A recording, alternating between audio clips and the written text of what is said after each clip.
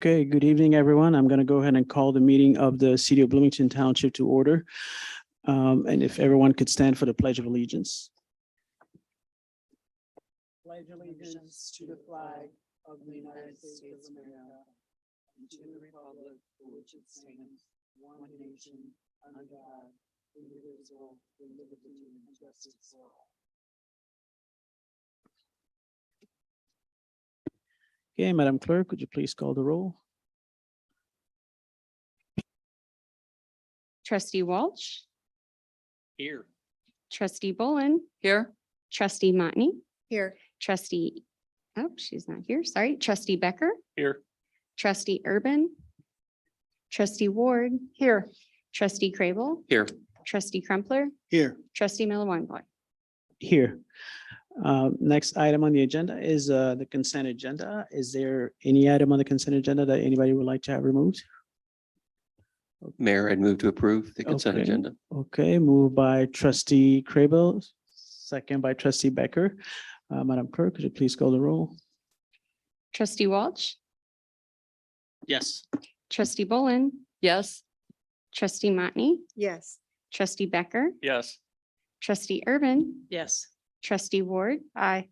Trustee Crable, Yes. trustee Crumpler, Yes. trustee Miller. Yes. The next two items are for never mind. So item number 5, accept the annual financial report for the fiscal year ended March 31st, 2022, as presented by Richard W. Phillips, CPA. So I think we're gonna turn over to Yeah, I want to Township introduce Supervisor Rick Scarlett. Phillips. He's been our auditor for a number of years and let him present the Sure. audit for you. Okay, sounds good.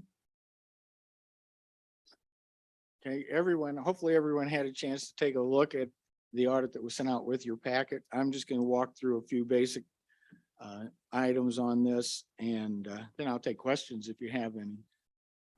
First of all, there's in the document that was presented to you, there's an auditor's report and there's financial statements. The auditor's report is ours, financial statements are your responsibility. And we issue an opinion on that, and we've issued an unmodified opinion saying that the financial statements are fairly presented in accordance with the modified cash basis of accounting. And if you look at the report and you've seen one in the past, this report's a little bit different because the accounting standards changed for how it's presented.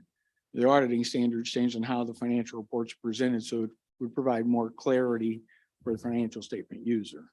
But basically it says the same thing as it did before they made the changes. It's just to make it more clear.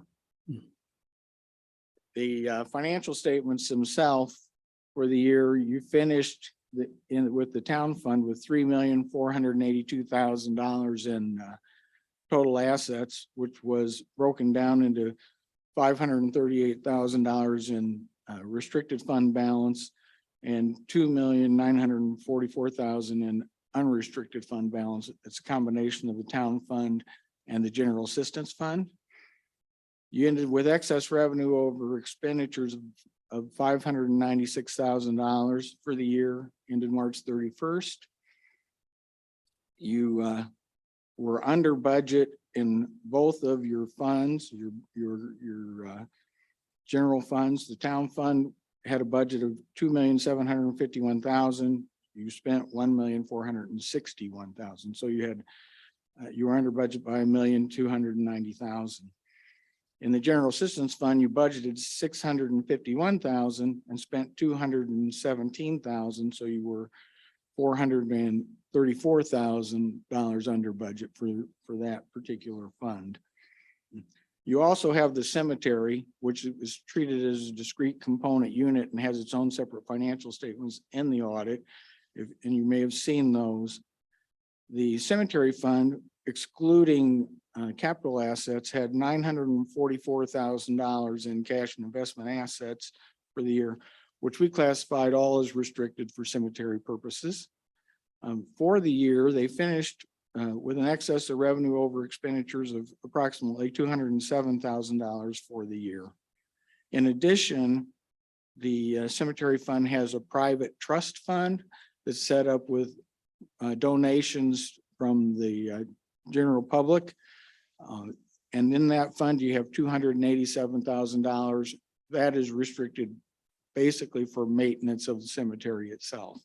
So periodically, that money gets pulled and spent towards maintenance of the lots in the cemetery.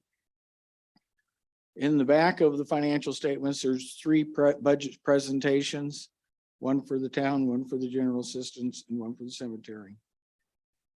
The other items that we'd like to present would be that there were no new accounting policies that were recorded in the financial statements this year. Because you're on the modified cash basis, there were no accounting policies entered that impacted the financial statement presentations. Because again, you're on the modified cash basis, there were no significant estimates that were required to be determined and evaluated by us for the audit. We didn't have any difficulties with management when it came to getting the information that we needed and being able to work on the audit efficiently. And the presentation, no discrepancies in presentations between what they had and what we had. There were no uncorrected misstatements or adjustments that were required by us that were not made or were not pre-planned. So no adjustments from the work that was performed by the fiscal office itself. And we had no disagreements during the audit about any accounting matters or any receiving any information that we needed to perform the audit. Finally, part of our audit, we do an evaluation of internal control to determine whether there's any significant deficiencies or material weaknesses in internal control that need to be reported and considered for changes in your policies or procedures. And we had no internal control comments for this year. Okay. Sounds good. Thank you for the presentation. Are there any questions? Okay, trustee Ward. I'm curious, Ms. Skillroot, if you could perhaps, and maybe you've addressed this before, but perhaps you could address this again, just to clarify. I'm struck by how much money there is left over and concerned by that, given the mission statement of the township is to administer general assistance, emergency assistance, and other programs. And it seems like there's a lot of money sitting there. And what do we need to do? What do you make of that? And what do we need to do to guarantee that we're not going to be sitting here a year from now with a big pot of money that hasn't been spent and people who need it? So general assistance, emergency assistance is all state regulated. So state statutes, not state regulated, state statutes and law determines how we can use the funds. So during COVID, we hardly had any business because we are the payer of last resort. So the federal funds and the state funds were used before township could use our funds, which are property tax based. So that is why we accumulated a lot, because our programs weren't working at the time in terms of our recycle and in terms of our work fair. We weren't utilizing staff for that. Basically, we were at a standstill for the most part until the government, the state and the federal funds were exhausted. And that has just actually started kicking in this year. So in the last couple of months, we've seen an uptick in the amount of assistance we can provide. So in the long run, when it comes to leveling out our services and getting back to a normal for what township in Bloomington, Illinois dictates, it's probably going to be a year or two from now when we actually start seeing things settle in. And we're allowed at township to have 2.5 times our expenses, average expenses of 3 years, just to have as a reserve in case there's emergencies such as additional pandemics that are declared by the president or the governor. And when those types of things happen, then we will react to that. But we still have these statutes in place that we are unable to utilize, like general assistance. We can look more toward using general town funds for some things if we can. I mean, there's still programs, we still have guidelines on how we do that. It's all restricted based on statutes. There are 3 areas we can grow in, and that's youth, mental health, and I'm forgetting it. Youth, mental health, and senior care. So we can do more grants and aid to agencies that have that. And that will level out our services a little bit more. We don't have those programs because we don't duplicate programs in the community. We try to enhance other organizations that provide that. I can go over with you at some point the community grants that we do provide right now in those different areas of service. And then we can talk over, if you're interested, to talk over some of the things that we could potentially do in that area, serving other agencies. I would love to see us have that very Yeah. soon so Yeah. that we could consider spending down some of that. Yeah. Yeah, thank you. Thank you. Other questions? Trustee Walsh? Hey, good evening. Thank you for being here. I just have a question about just looking at the general town administration fund. Fiscal year 2023 budget, just the tax levy, 1.6 million. According to this document here, 858,000 in revenue from the tax levy. It's on page 5 of the document. And so total income in the general administration was 1.1 million. But fiscal year budget was almost 1.8 million. So a decrease on here of 62%. And then on the other end of the table, and you go down to the expenses, the page 6, end of page 6, budgeted $2.95 million in expenses and only 425,000 in expenses, so 14%. I'm not quite following where you're at. I'm sorry. I am looking at the expenses. Oops, I just scrolled. a Are you long ways. looking in the, I'm looking in the packet I and know, it's, not the audit, the packet? yes, Okay. I'm looking in the packet.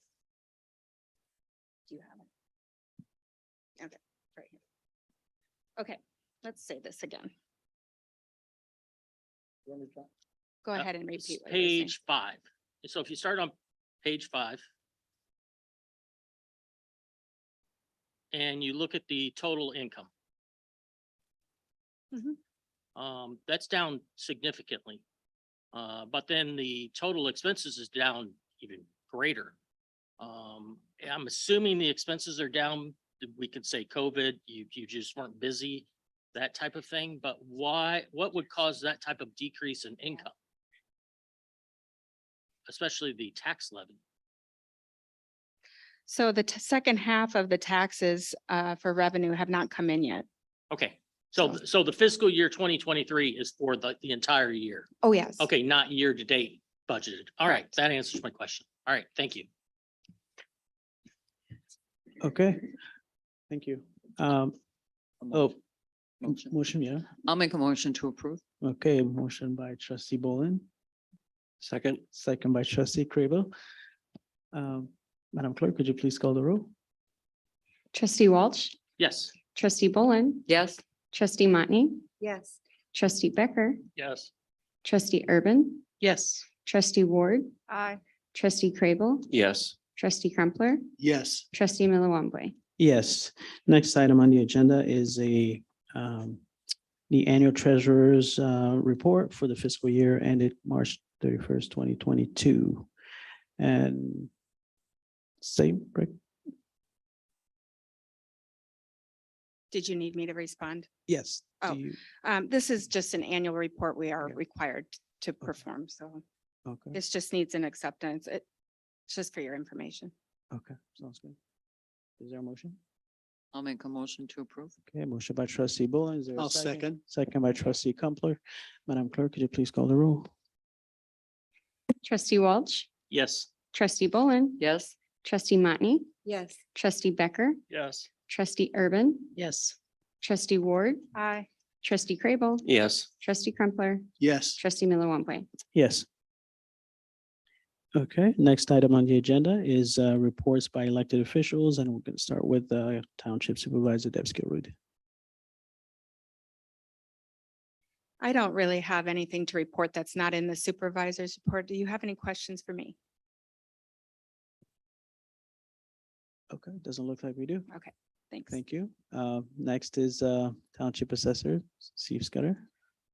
Yeah, I just want to make a statement about the assessment year being values.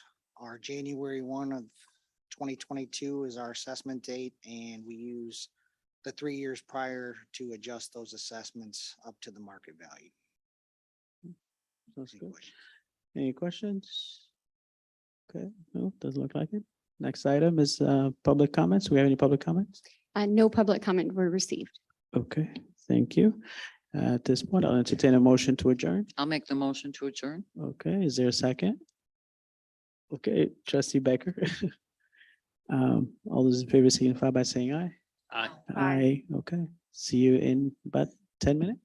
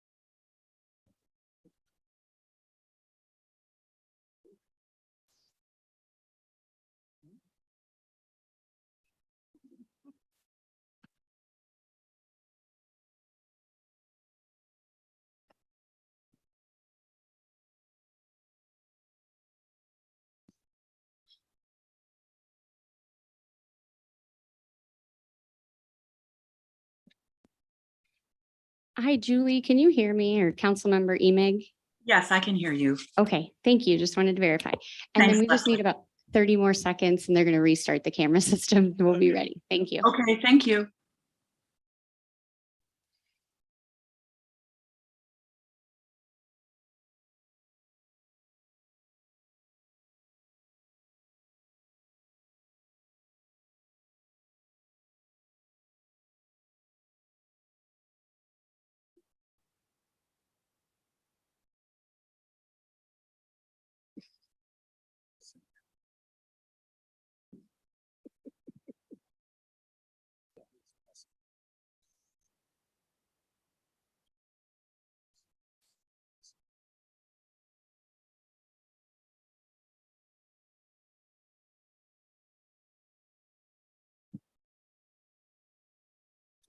Okay, good evening, everyone.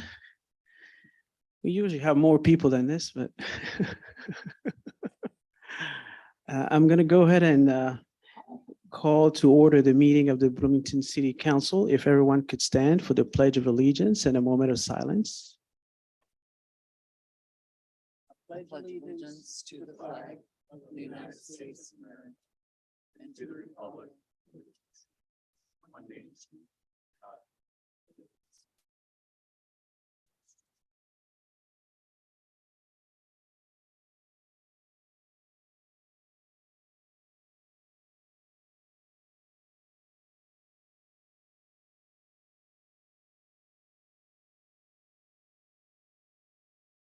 Thank you.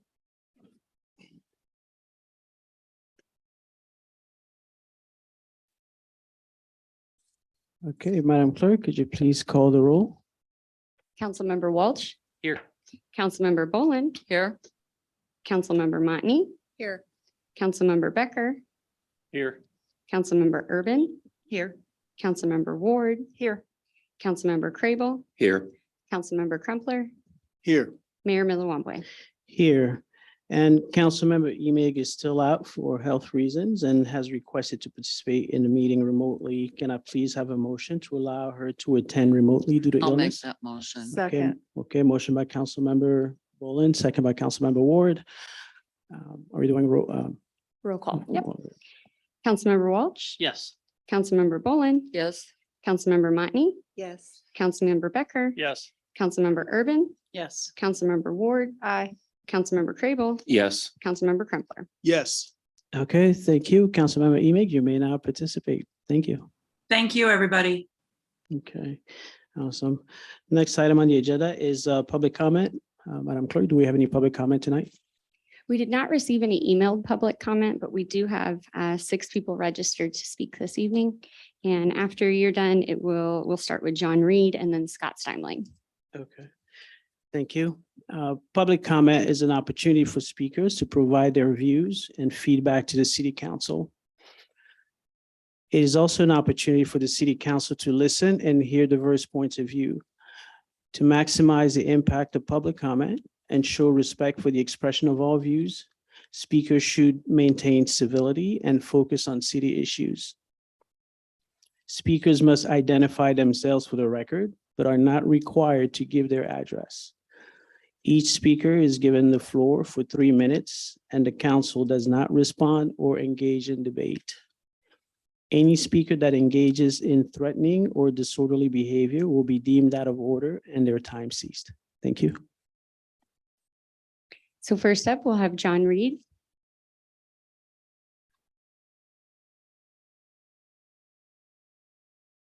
Hello, everybody. I'm John Reed. Thanks for allowing me to speak. Current events over the past year, I know everybody's aware, with inflation. My comment is only that this council, with what they want to spend and are deeming to spend, they're giving sailors on shore leave, drunken sailors on shore leave, a bad name. They spend a lot of money. You guys are going nuts. I would think it would be best to hold off until inflation decreases a bit. We're half a point away from double digit inflation. There is no way you can lock in a price. Material costs are going to go up. Fuel costs are going to go up, as they already have. That's painfully obvious to everybody. Everybody drives. Everybody feels that pain. Labor costs go up. It's just unbelievable that the city wants to spend, well, you've already spent, let's see, $1 million on signs for downtown. Not sure how much it costs to redo the streets and sidewalks and planters downtown. You want to spend $1.8 million on Constitution Trail. And now this project seems a bit, I don't understand why you can't put a hold on everything that's not necessary until inflation abates. It's got to happen sometime. I'm not saying you shouldn't do it or can't do it, just shouldn't do it now. I mean, it makes no sense. You can't lock in a price.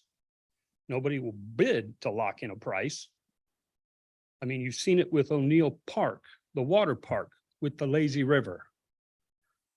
It's gone from $10 million to $16 million. That's, again, another project should be put on hold until inflation abates. It just makes good fiscal sense instead of dropping money after money after money on stuff that isn't necessary. And to sound like a broken record, what's necessary are streets and sewers and sidewalks. Plain and simple. That's all I got. Have a good evening. Thank you, John. Next up, Next. we'll have Scott Steinling, and then to follow Andy Shirk.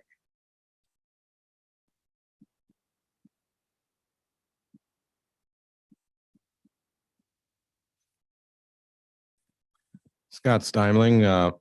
My comment is that the streets are absolutely in deplorable condition with the rain that we had the other night.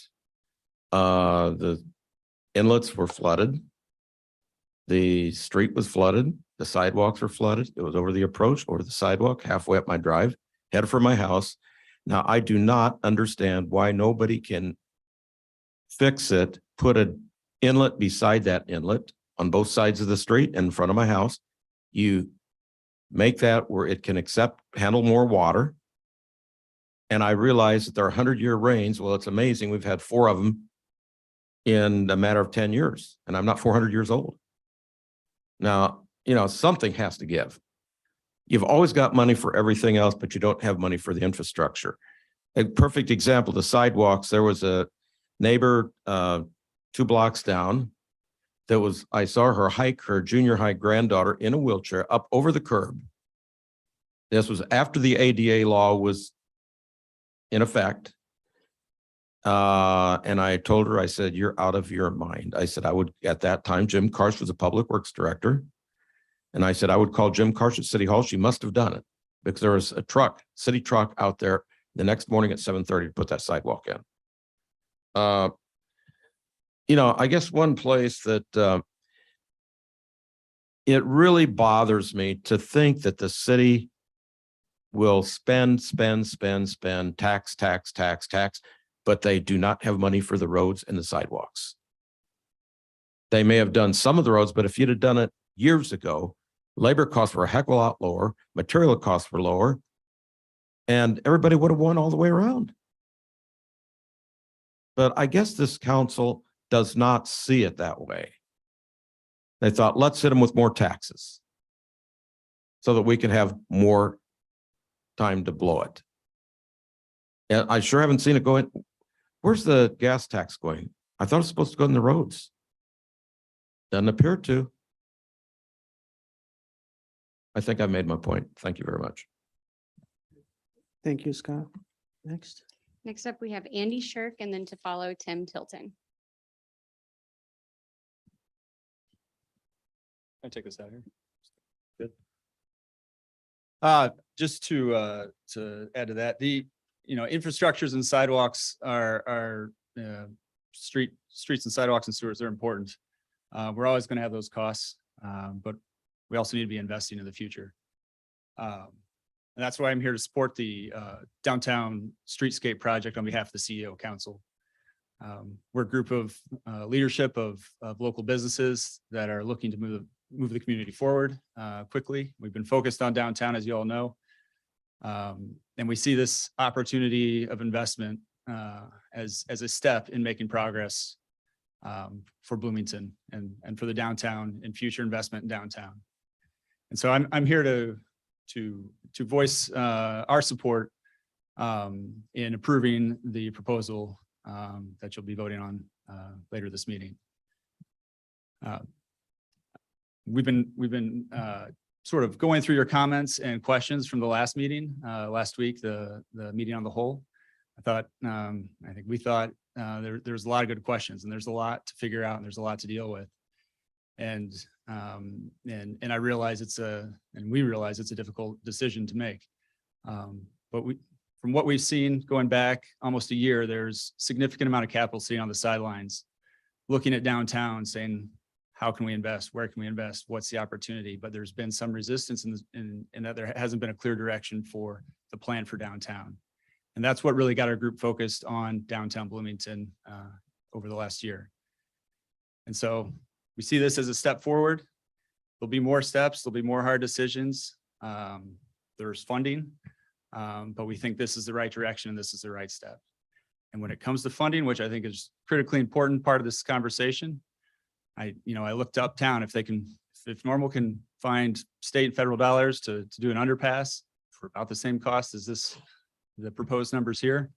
I think we can unleash Tim and Billy and their staff and the city staff to do the same. There's more than one way to fund it. And the more we can bring in from state and federal, I think the happier we all will be. So on behalf of the CEO Council, thank you for a little time and we hope to see you all support the proposal. Thank you. Thank you, Andy. Next. All right, next up, we have Tim Tilton and then to follow Levester Johnson.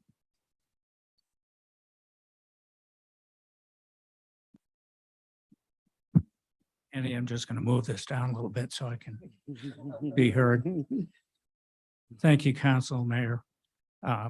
As a downtown resident, business owner, property owner, and in close contact with a number of other folks that are in business and have properties downtown, we are in support of the project and we encourage you to move forward. This is our city center. And it is a place that should represent where we're going in the future. And we hope that you'll have a positive vote. Thank you. Thank you, Tim. All right, Levester Johnson, and then last we'll have Serena Fish. I'll move this back up. Okay. Hi, good evening.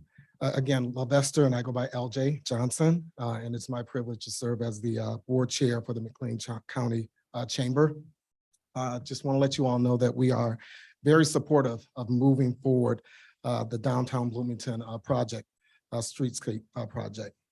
We're thankful for the work that's been done and share our gratitude to the city staff for starting this effort.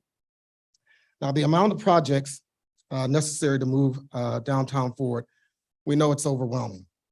Streetscape is an important one to create a sense of community pride in our historic downtown and also plays a large role in one's perception of safety and security.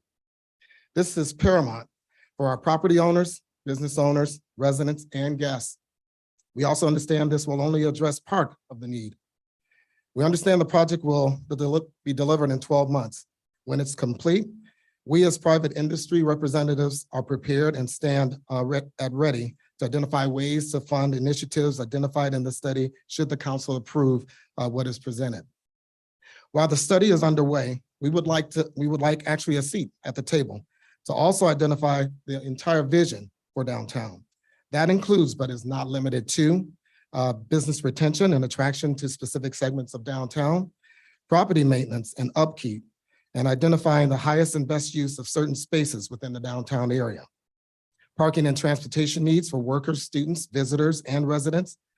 Presenting ideas and recommendations that could include streetscape and also development ideas, signature landmarks, incentives, and private sector best practices.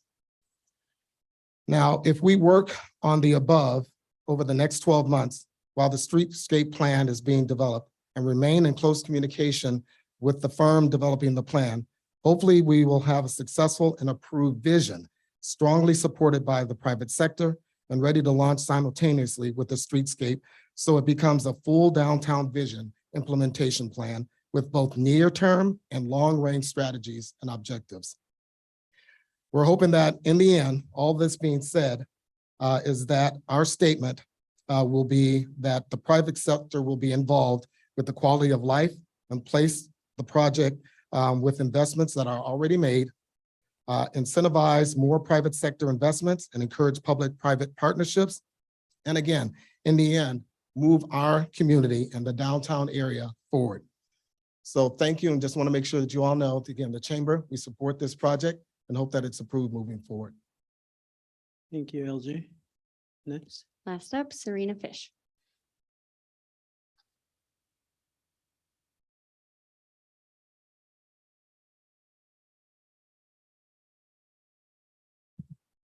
Move it back down a minute.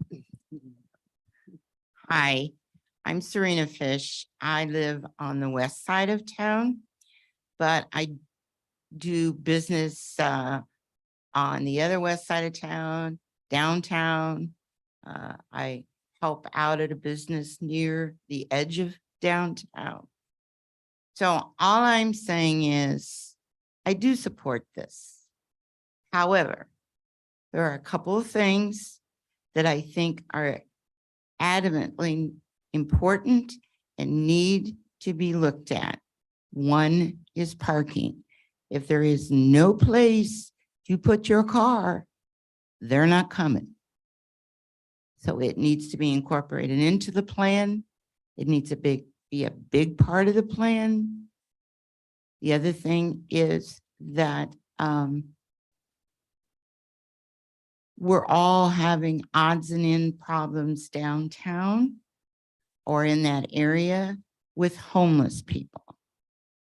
I want you to consider in the plan of moving possibly some of the things that are there to help these people, but out of the immediate downtown area.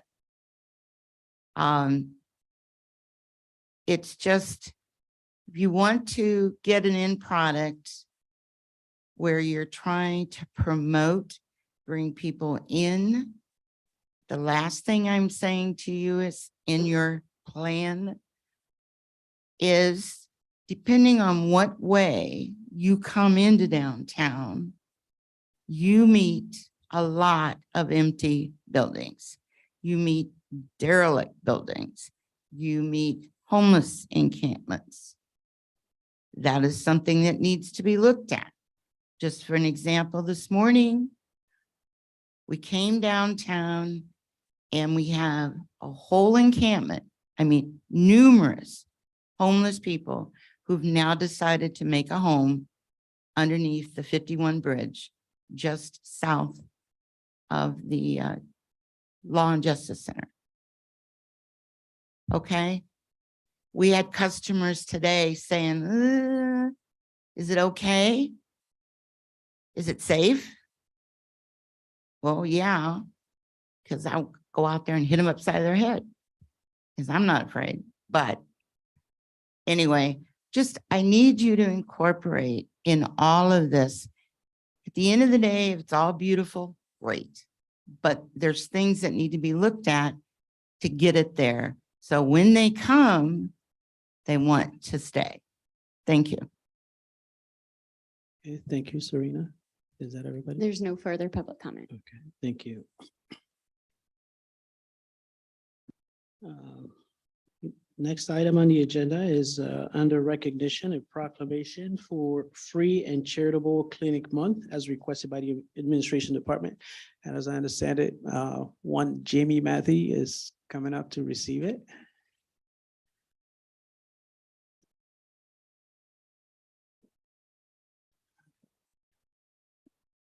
I'll move this back up. I think you're gonna need another chair. I feel like there's almost some height discrimination happening over here against me and Andy, so. Okay, JB, I'm gonna read this and then I'll give you an opportunity to provide some comments. So a mayoral proclamation for Free and Charitable Clinic Month, August 2022. Whereas the Illinois Association of Free and Charitable Clinics improves access to quality health care for 100,000 low-income individuals who are uninsured and or underinsured by strengthening free and charitable clinics, fostering partnerships, educating the public, and advocating for health policy. And whereas, according to the US Census Bureau, in 2021, the number of Illinois residents with health insurance declined, and healthcare for 800,000 residents in Illinois is imminently needed. And whereas free and charitable clinics have a mission to serve the uninsured and underinsured by providing a range of healthcare services, including medical, dental, pharmaceutical, and mental and behavioral health.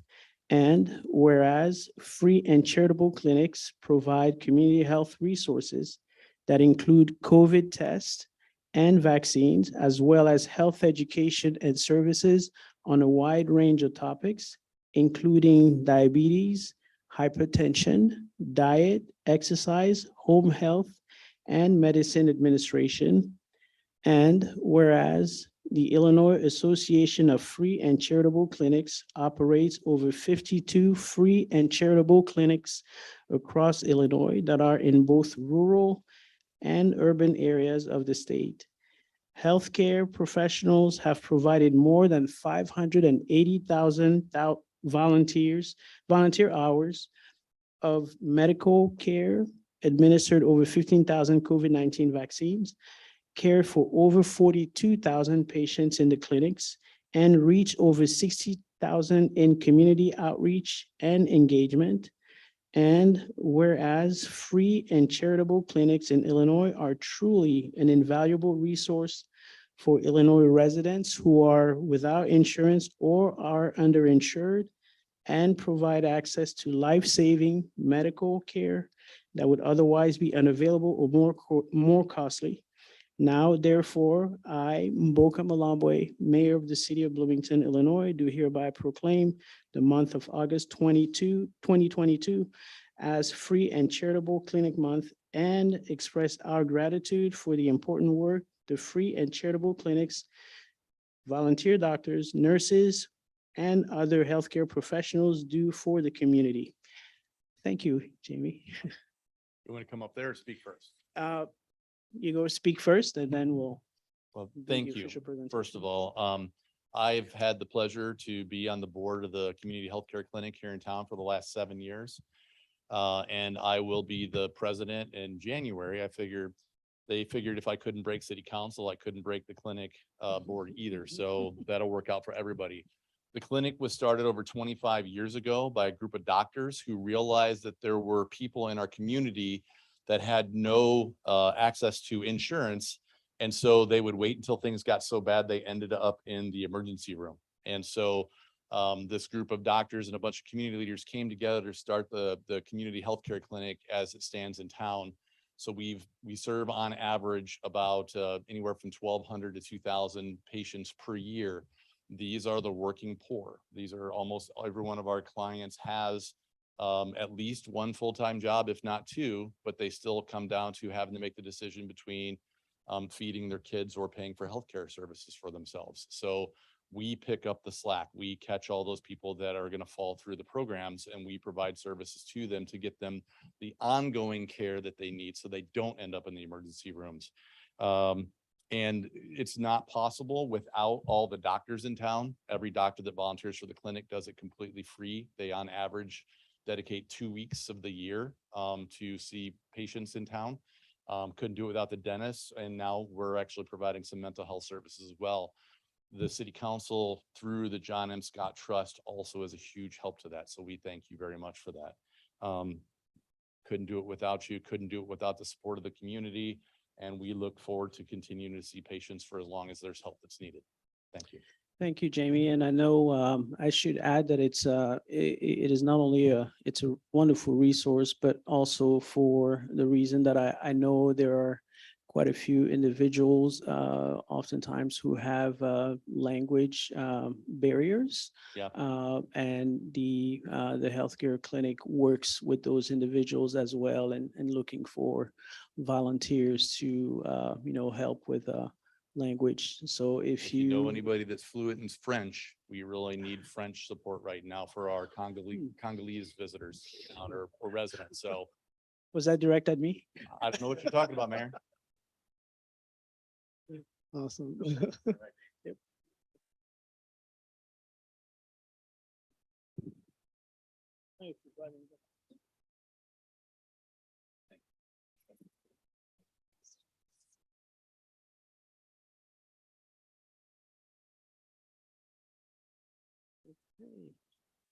Okay, at this point, we are going to move on to the consent agenda. Is there a motion, or is there any item that you would like to have removed? I'd like to pull 7E, please. Okay. 7E. Okay, is there a motion to approve the consent agenda with the exception of 7E? I'll make that motion to approve Okay. the consent agenda with the exception of 7E. Okay, motion by Councilmember Bolin. Is there a second? Second. Okay, second by Councilmember Crable. We'll be doing electronic voting. Electronic, okay. And we have to remember about Councilmember Emig, right? Okay. And just for the record, she is logged in, so she'll be able to do Oh, the okay. electronic voting as well.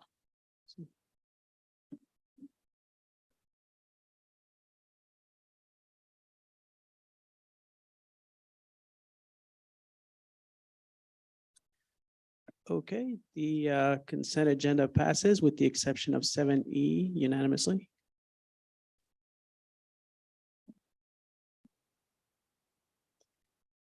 Okay, and I know Councilmember Ward removed 7E, so would you like to speak to that? Yes, and I'd like to actually start by moving that we approve 7E. Okay, is there a second? I'll second. Okay, second by Councilmember Crable. Thank Okay, you. go ahead. I wanted to pull this because I didn't want it to just slide by on the consent agenda. Not only because of, but particularly because of some of the comments that were made tonight. This agenda item is a pretty significant step forward in addressing some of the sewer problems that we've been having for a long time, particularly on the west side and particularly in Ward 7. The flooding that took place a year ago is directly addressed by this item on the agenda. And we're spending hundreds of thousands of dollars to address that. So I want to lift this up as something for us to celebrate, that we are making progress. We are moving forward on this. It's a first step. It's not a final step, but it is an important step and it's a necessary step. And it flies in the face of the idea that we're not doing anything with regard to infrastructure. It's one of many projects that we're working on in terms of infrastructure right now. So I wanted to pull this item even before tonight, but here we are. So that's Okay. it. Sounds good. Are there any other comments or are we ready to vote? Okay, looks like we're ready to vote.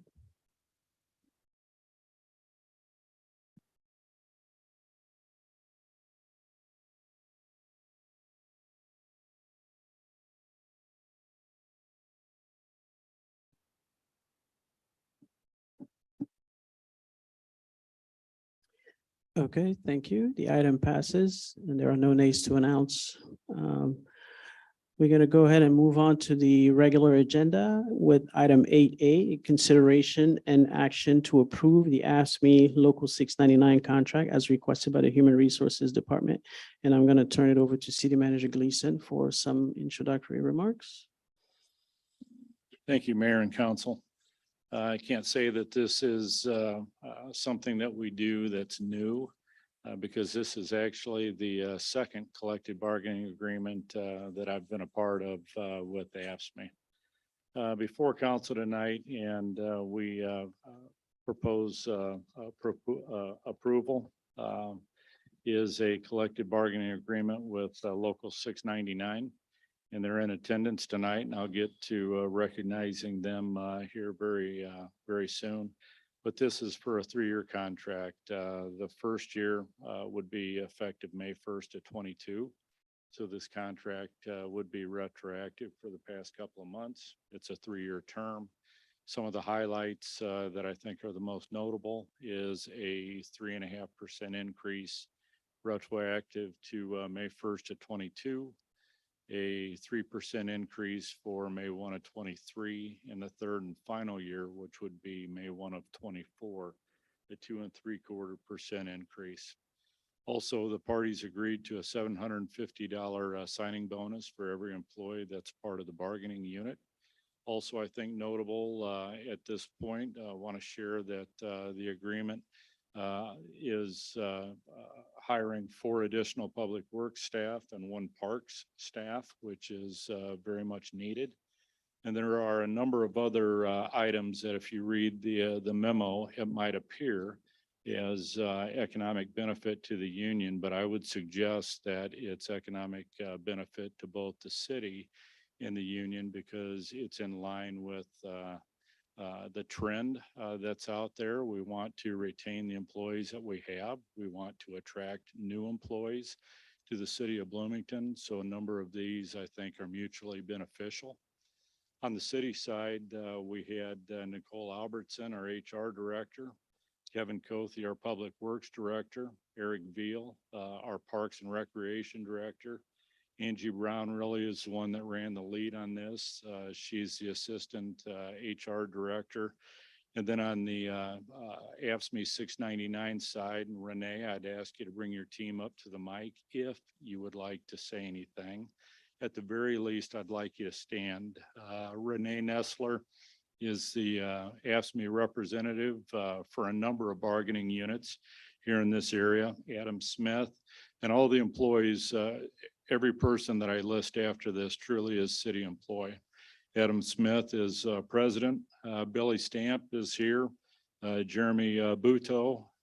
Sean Moore is not present. Ryan's here. Ryan Johnson and Steve Kramer. If you guys could please stand. Truly appreciate the opportunity to work with this group. They come to the table, they're prepared.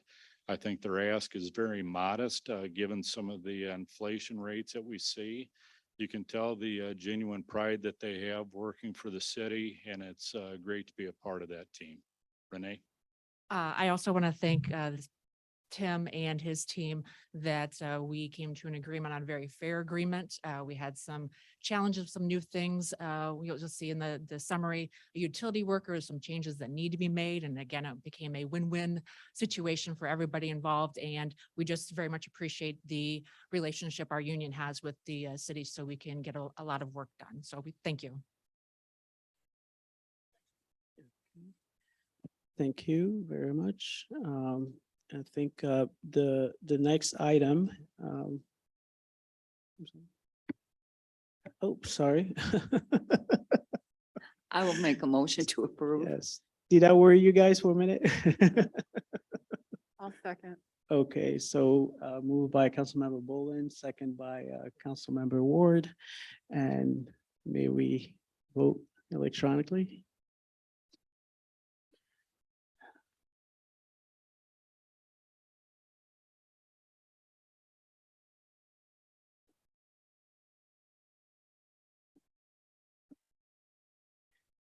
Okay, thank you. The item passes. There are no nays to announce.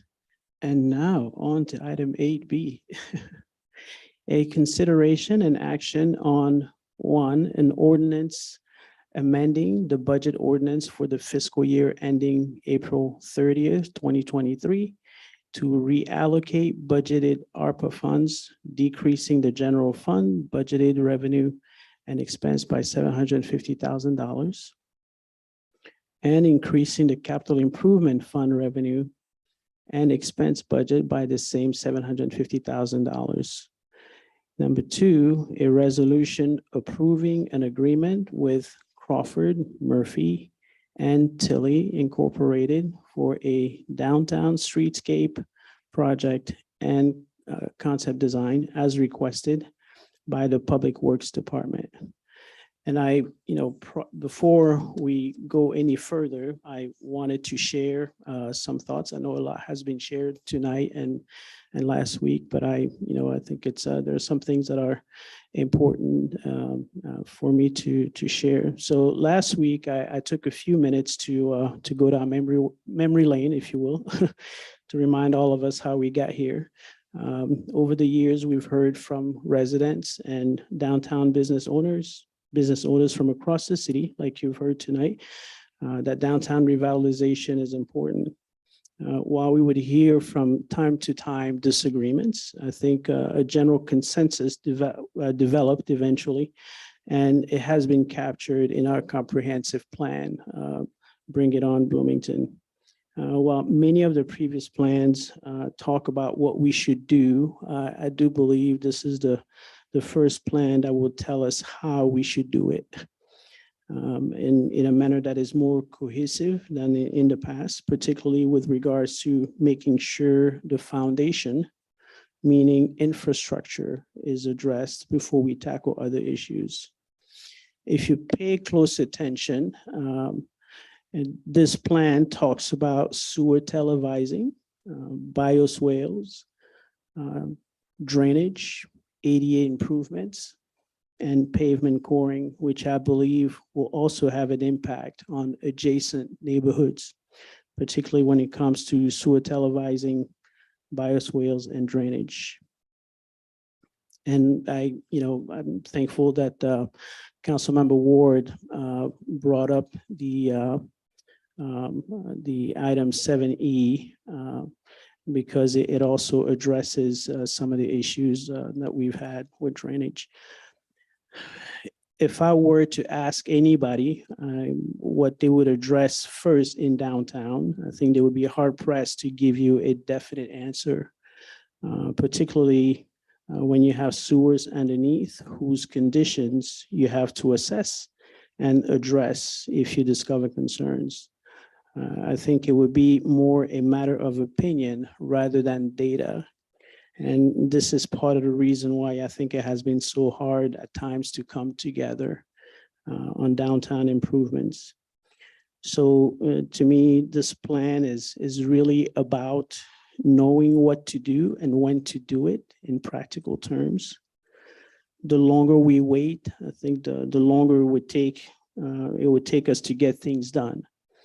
And the longer we wait, the more we will miss out on grant funding opportunities at all levels.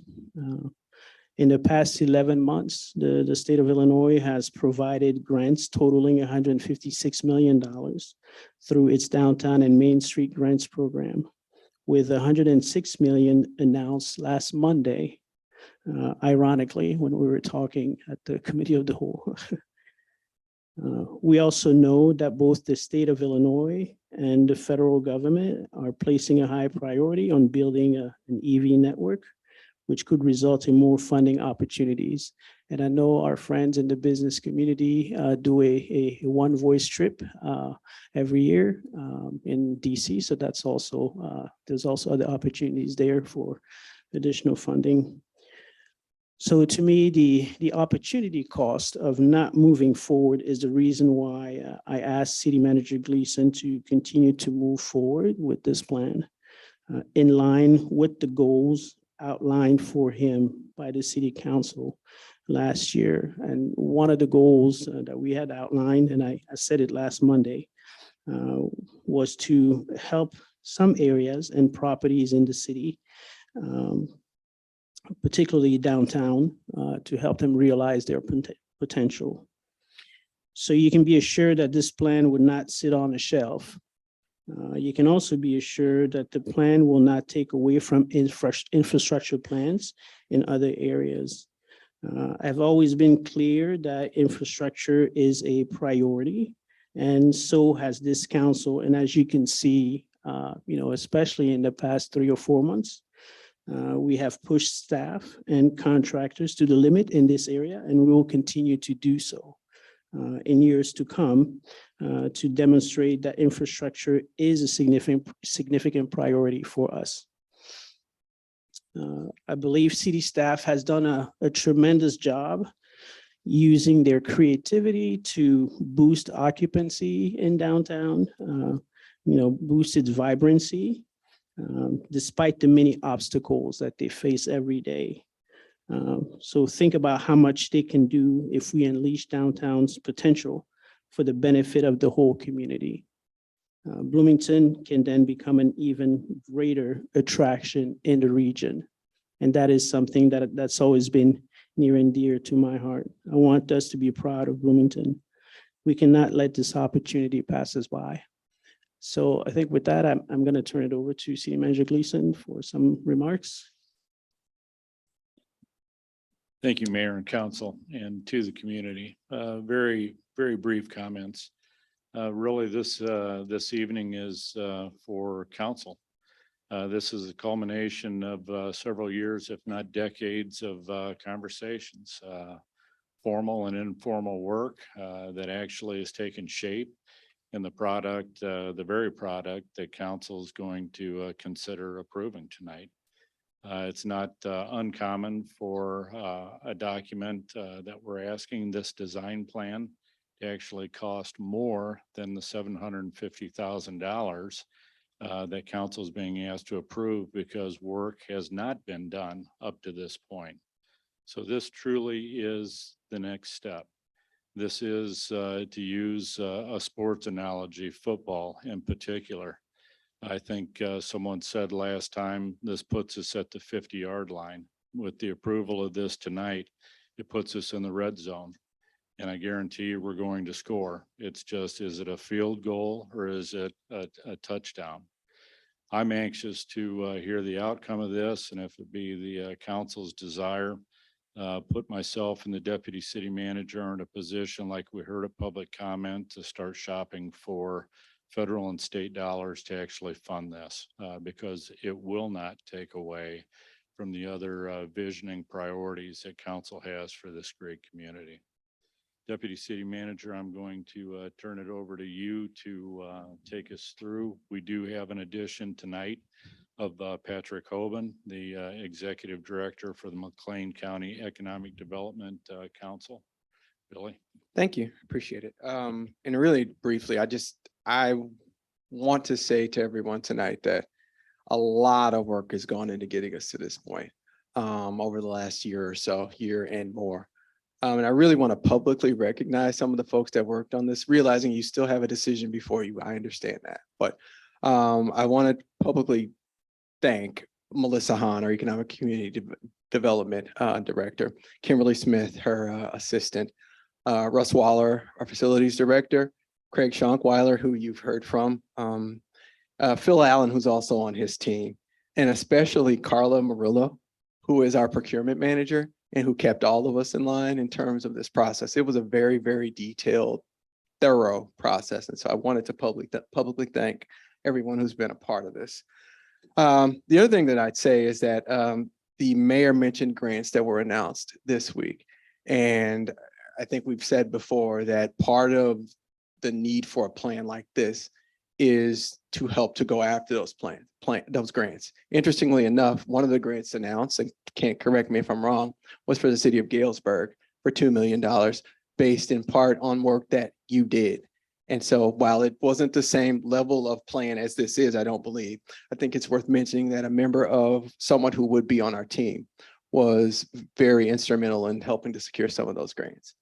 And I know there have been other communities as well that you've been a part of. All of you have. And so In any event, I'll pass things back to you, Tim, and we'll go from, we'll turn things over to the team. Thank you.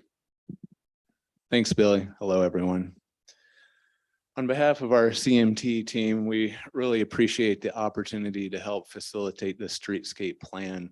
And we really value all of the dialogue that's been taking place over some time here. And I want to tell you guys that there's no way that we would take this project on if we did not believe that it was in the best interest of the city of Bloomington. And we also want to follow up specifically to a question that was asked by you, Alderman Brecker, at the end of the meeting last week, where you essentially asked, what are the elements of a streetscaping project that would be most impactful? And it's a very thoughtful, appropriate question, and we wanted to answer it maybe a little more thoroughly than we did last week. So I'd like to talk about the 5 key things that we hope to incorporate into this streetscaping plan. And there's a lot I could say about all of this. I'll try to keep my comments brief here. So number 1 is shared spaces. Sometimes this is referred to as complete streets. And the idea here is that this could be the most dramatic impact to downtown Bloomington, but it's going to require some refocusing of priorities. If you walk around downtown right now, it's pretty clear that vehicle transportation is elevated above walkability, and that flies in the face of the adopted comprehensive plan you mentioned, Tim, where walkability is a key goal of downtown Bloomington. But when you start talking about shared space, when you talk about streets that are supposed to be occupied by not just vehicles, but pedestrians and bicyclists, you have to make sure that's done in a safe manner. And so there's a whole host of strategies that we can use, things from road diets to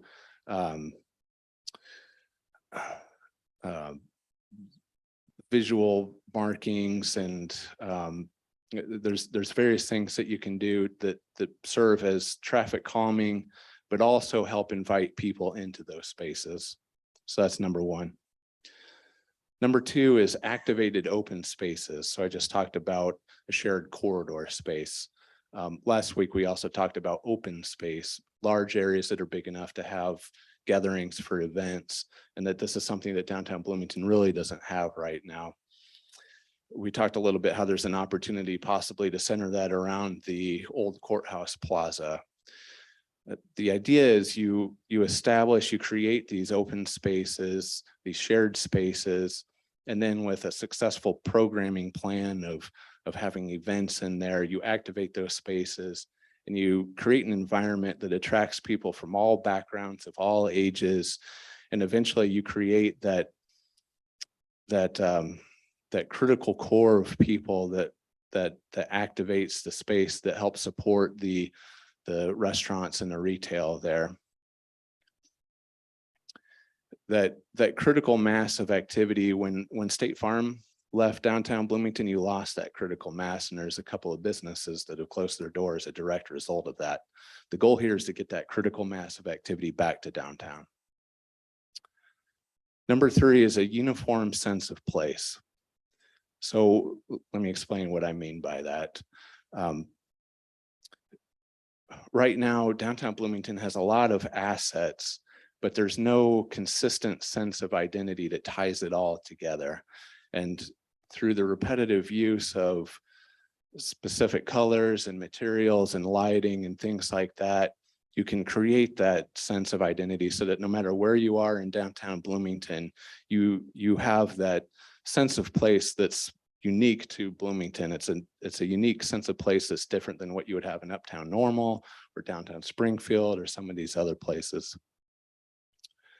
Number 4 is connectivity to the community. And the idea here is that the downtown streetscaping improvements are not just for the people downtown, they're for the entire community. And our efforts will take into account connections into bike trails, working with IDOT to improve crossings across US 51. We'll also be looking at those gateways. So they're course, you're aware of that existing gateway on the north end of Bloomington, downtown Bloomington. Mr. Schonkweiler showed a map at the last meeting that showed the downtown streetscaping limits. And it showed not just the existing gateway on the north end of town, but it showed proposed or potential gateways. There was multiple ones on the east side and on the west sides and on the south sides of downtown Bloomington. And I thought that just told a story on its own of how our intent is to try to make downtown inviting and attract visitors to downtown. And when I talk about accessibility to downtown, I mean that in a broader sense, but also ADA accessibility downtown. That's going to be a key part of this, is making sure that there's accessibility into and out of businesses and along sidewalks, that sort of thing. Number 5 is infrastructure. It's last but not least, because that's a key component of this. And as our mayor talked about, the last thing you want to do is invest in some beautification improvements that are right over the top of some large old sewer that needed to be replaced in a couple of years. And so, yes, our study includes reviewing pavement structures and looking at the useful life of some of the utilities and water mains and sewers and things like that. That's how we make sure that we are good stewards of the city's money. It also positions the city very well for some of these grants that we're talking about, because so many of those are focused on infrastructure. So there's got to be a good plan there. So definitely there will be some integration of both the streetscaping plans and the infrastructure plans for downtown Bloomington. Those are the 5 key things. I hope that answers your question a little bit better, Alderman Becker. And otherwise, that's really all we have. It's not a big presentation like we had last week. So just like last week, we want to be available to respond to any questions that you guys have. So, Mr. Mayor, if it's appropriate this time, we can go ahead and Sure. start Actually, fielding those. I think maybe we want to ask Patrick, did you want to say something? Thank you, Mayor and team. This is a great opportunity, I believe, for our community. For us at the EDC, the focus right now is really on workforce retention and attraction. And I think that it's not on. Not Okay, better? closer. Yeah. Okay. Yeah, much better. Got to move it up too. But no, for us at the EDC right now, workforce is a major point for us, and retention of talent and attraction of talent, I believe, really starts with the core. I consider downtown the heart of our community. I know that we've taken care of some of our extremities with some sprawl of recent, but I'd like to bring investment back down into the downtown. And in order for us to get the true ROI, I know that's what we're all about at the EDC, we have to have a plan in place. Once there is a plan, then I can actually run some models. But right now we're more at a 3,000-foot view looking down. We can need to get a little bit more details before we can actually show what that return will be. But based off of some other, I think there's a case study that IEDC, the International Economic Development Council, has available, and I can give you guys all a copy that has about 8 different examples of downtowns. They average between 100 to 500% return when there is a plan in place for your downtown, and we don't have to look too far north to see where one has been successful. So it's something I can actually think that we can duplicate and exceed just because of the sheer size of downtown. There's a lot of potential here, a lot of properties that need cleaned up, and this is some time that we can actually put some money and clean up our own backyard. So appreciate it. Thank you. I think Councilmember Becker. So, one, thank you for the additional information. You know, I want to start out by saying, and I apologize, I'll be a little bit longer than normal. Usually I wait till the end and just shoot one out there, but as a business person myself, as someone that deals with this kind of bid on a different level in a consulting software implementation world, I get what you're doing. I get where we all want a plan in place, and I really understand the options in front of us. I honestly think the worst thing that can happen is twofold. A 5-4 win for this or a 5-4 loss for this are both bad in my opinion. Right? Because if we aren't behind what we're trying to do, I think we're going to lose. Lots of folks have spoken here tonight and offered support.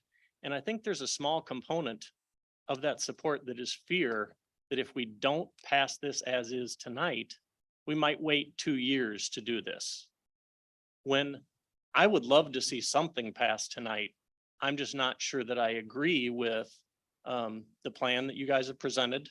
No disrespect to the answer you provided. It wasn't really the answer to the question. I wanted numbers, and I wanted you to relate that across the 20 plans that you guys have designed so that we could see that your effectiveness is there in the plans you've designed.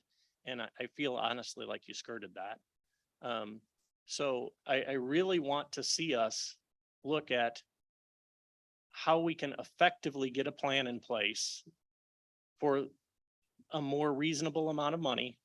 And I believe that there's a lot of this plan that can be created with the expertise that you guys have in a span of 4 to 6 weeks. I don't believe we need to wait 12 months to do this. I would love to see something in 4 to 6 weeks that allows us to move forward with sensibly chosen projects that take us forward. And that's kind of what I would like to see, is if we can alter the plan to do a smaller chunk where we have a vision documented that you can use for grants, move forward with that, but we can choose it on a smaller scale so that we can invest what I think is a doable amount in a plan. We'll say my 80-20 rule. I'll give you 20% of that right now, $150,000. We can approve it. With the plan that you can create with that 20%, I believe you will get 80% of the value. We'll get it a full 10 months sooner, and we'll be better off long-term. So if it's up to me, I would make a motion that we spend 20% of the money on an altered plan, and then we get moving very quickly. I don't know how to exactly state that, but I would like to see us going faster because I believe it's possible with all the work that's already been done. And I believe we can do it for that amount of money. So that's kind of the motion. I'll make one more comment to this is it's very easy as we look at something to say, when you go out to buy a new car, my budget's 20 grand. You get on the car lot and the one you want has one more feature that takes you to 22 and then pretty soon 24 and then you're out the door for 28, right? This kind of plan has that same ability to ratchet up the dollars that the city spends. If it's my money and I'm investing in a business that I'm choosing, I'm actually fine with going with the Cadillac plan. I do that a lot in my work. But I'm responsible for the taxpayers' money, and I don't think we need to spend $750 to achieve the goal. That's why I'm making the motion that I did. Leslie, is that close enough to? Yeah. Excuse me. Yeah, probably with cutting it down to 20%, probably the motion would need to be to direct staff to go back and work with CM&T to lower the scope and to lower the amount of money and to renegotiate that so that we could then bring that back for formal consideration. As is, for example, one of the exhibits is the actual, what they're going to do, and it's like 60 pages long. I think there'd be a lot of changes in that if we're cutting it down to 20%. So I think the motion would be to direct staff to go back, renegotiate a contract, and bring that back for the council's consideration. Then I'm fine with that as the motion under one condition, that I want it done very quickly. I do not want this as a delay. I want this as us moving forward as a community to do this work, but to do it more effectively. Okay, well, can you give me a second? So I'd like to give you maybe a chance to respond to that in terms of just in There's a general. motion. We need to see if we have a second Oh, procedurally. sure. Is there a second? I'm happy to second that. I think it's consistent with some of the discussion that we've had previously. I mean, as I look at this agreement, the city's been working on it for about 400 days. We've had these 60 pages for like 17, 18 days. There's a lot in here, but even in that, going through these line items in the 17 tasks, a number of them are line items where we can rely on underlying studies that we've already done and data that we already have. And in fact, that's enumerated specifically in the proposal. So if you look at, for example, the dialogue we've had tonight just so far about sewers, sewers are a sub-item under task C4, perform televising of sewers. And within that, it says, only trunk sewers are going to be done. And it also talks about in lieu of televising, the design team will make use of recent sewer inspections from the city's annual inspection, et cetera. So within this, within this work, it even states Public Works would need to arrange for city staff to do some of this. So why not take out what we don't need to revisit in order to reduce the cost and reduce the lead time to getting to action? What we've got laid out here is a 12-month proposal, but that 60 pages also then lays out another 8 months for a more detailed analysis before we really begin seeing results. So I'm happy to second that recommendation that Councilmember Becker has made. Okay, is there more discussion? Can I amend the motion? I agree with what Nick has to say. I was actually going to suggest tabling it to a date certain. I would like to amend it that it goes back to staff to a date certain to return. Does that support what you're saying? Okay. So a date certain? What date? Yes. What date do you want? How many weeks? Or How about no more than a month? 4 weeks. You can do that as a friendly amendment if you accept that, and then the secretary will approve as well. I'm fine with that. So no more than 4 weeks. I'm fine with that. Sounds good. So is there additional discussion then? Mayor, I just wanted to point out Julie's on the line, just in case you, I'm sorry. just a reminder. Oh, Julie's okay, on the yeah, line. sure. But I was just going to ask for the panelists there to respond.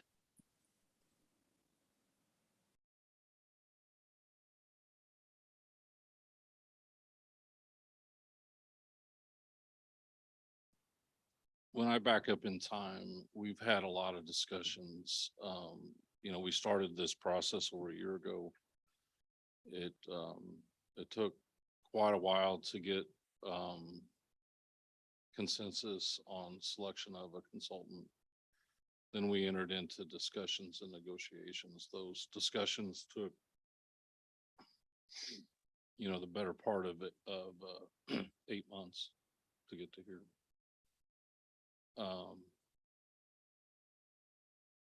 Originally, this plan was an 18-month plan, and staff went back and we asked the consultant to reduce it to a 12-month plan.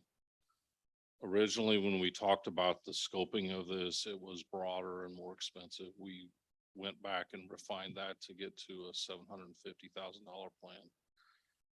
One rule of thumb, and this is staff's comments from what we've seen when we do major projects, would be in the order of 10%, 10% professional service fee or something like this. So when we look at a $30 million project, obviously that's millions of dollars, not $750,000. My concern on the staff side is that, and I've been here a little over 2 years, but I see difficulty in getting consensus for downtown. This plan as outlined gives time to establish that consensus. I think a shortened plan, the concerns that from my vantage point, is just whether or not we could get that by, to be honest with you. The other component of that is it changes the dynamic on the back end. So just keep that in mind. What that means is a short and compressed plan means that things are not vetted out. They're not looked in detail. And these gentlemen can certainly come up with something quick, but it'll be pretty much back of the napkin. What happens on the flip side, though, that we should keep in mind is that means that the unexpected risk goes significantly up. So that means on the design plan side, the cost increases for that. Also, the risk is there for construction, high change order risk. It's just a fact in the industry. when we do, through the IDOT world, we do a phase one plan, and then we do a phase two, and then phase three. Phase one is basically your background study. It's not uncommon for those, on major road projects to take a year. There's just a lot of vetting and a lot of hoops to go through.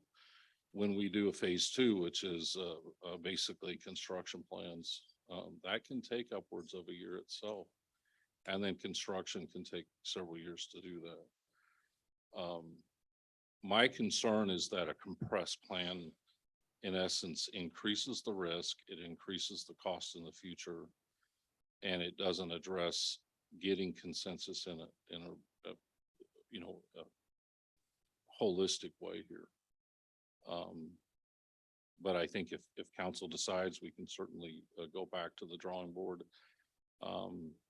I'm concerned too, just as staff, these gentlemen have not been under contract. I want to let you know that for 8 months, and they've spent their money to work with staff. And now we're asking them to go back again and do it again. So they put money in the pot to get money, right? They're making an investment, but now it's additional work. I'm just giving you my viewpoint as city engineer, but just so you're aware. And I think it would be fair to let these gentlemen speak on their thoughts as well. If Thanks, Craig. I just want to echo a lot of the points that you made of that high chance of those change orders in the future when you don't have a chance to vet that out. But also, the reason we're looking at 12 months and we're originally looking at 18 months for this is not a 2 or 3 block study. This is the entire downtown. That is an enormous scope to get our heads around, to make sure that we are vetting all the things that need to be vetted. I think there was a question, Alderman Montney, last week you asked if we could also compress the schedule, and I said, yeah, we can go into a room and lock us in there and we'll come out with something, and that's what you get. But I really sensed that at that meeting, there was a lot of desire to continue to involve the public in vetting out what some of those options are. And when we end up there and there's no possible way of involving the public in the time frame that you guys are talking about. So that's something to be considered. I don't know if you guys have any thoughts. Sorry, I was gonna make the same statement. I mean, there were definitely concerns on the council last week about, turning over every stone and talking to every resident. And it's gonna be nearly impossible to engage the stakeholder groups that need to be part of this process. You got to think of this as an investment. You guys are investing in downtown, right? This is going to get us to the table with those decision makers that do those grants. Mr. Tyus talked about the Galesburg grant. That Moline grant that was talked about last time, that was $24 million, the largest grant in the state this year for that raise grant. CMT helped secure that grant. We helped secure the grant in Quincy for 2.4 million. So we know how to get projects like this to the table. Obviously, I can't guarantee you're going to get a grant, but I think we'll get you in a much better position if we spend the time and do this study right. And it's not a study. We keep saying the word study. It's really not. It's a preliminary design phase. We're going to get you to a 25, 30% level with these documents that are going to allow you to take that next step. And yes, there is another piece to this. There's another step to this. This is going to get you to the point where you guys figure out how to fund it. And then we're going to take it to design. So that's the extra 8 months would be the design of the first project. Depending on what that scale of that project is, it could be accelerated too, for as far as design goes as well. So.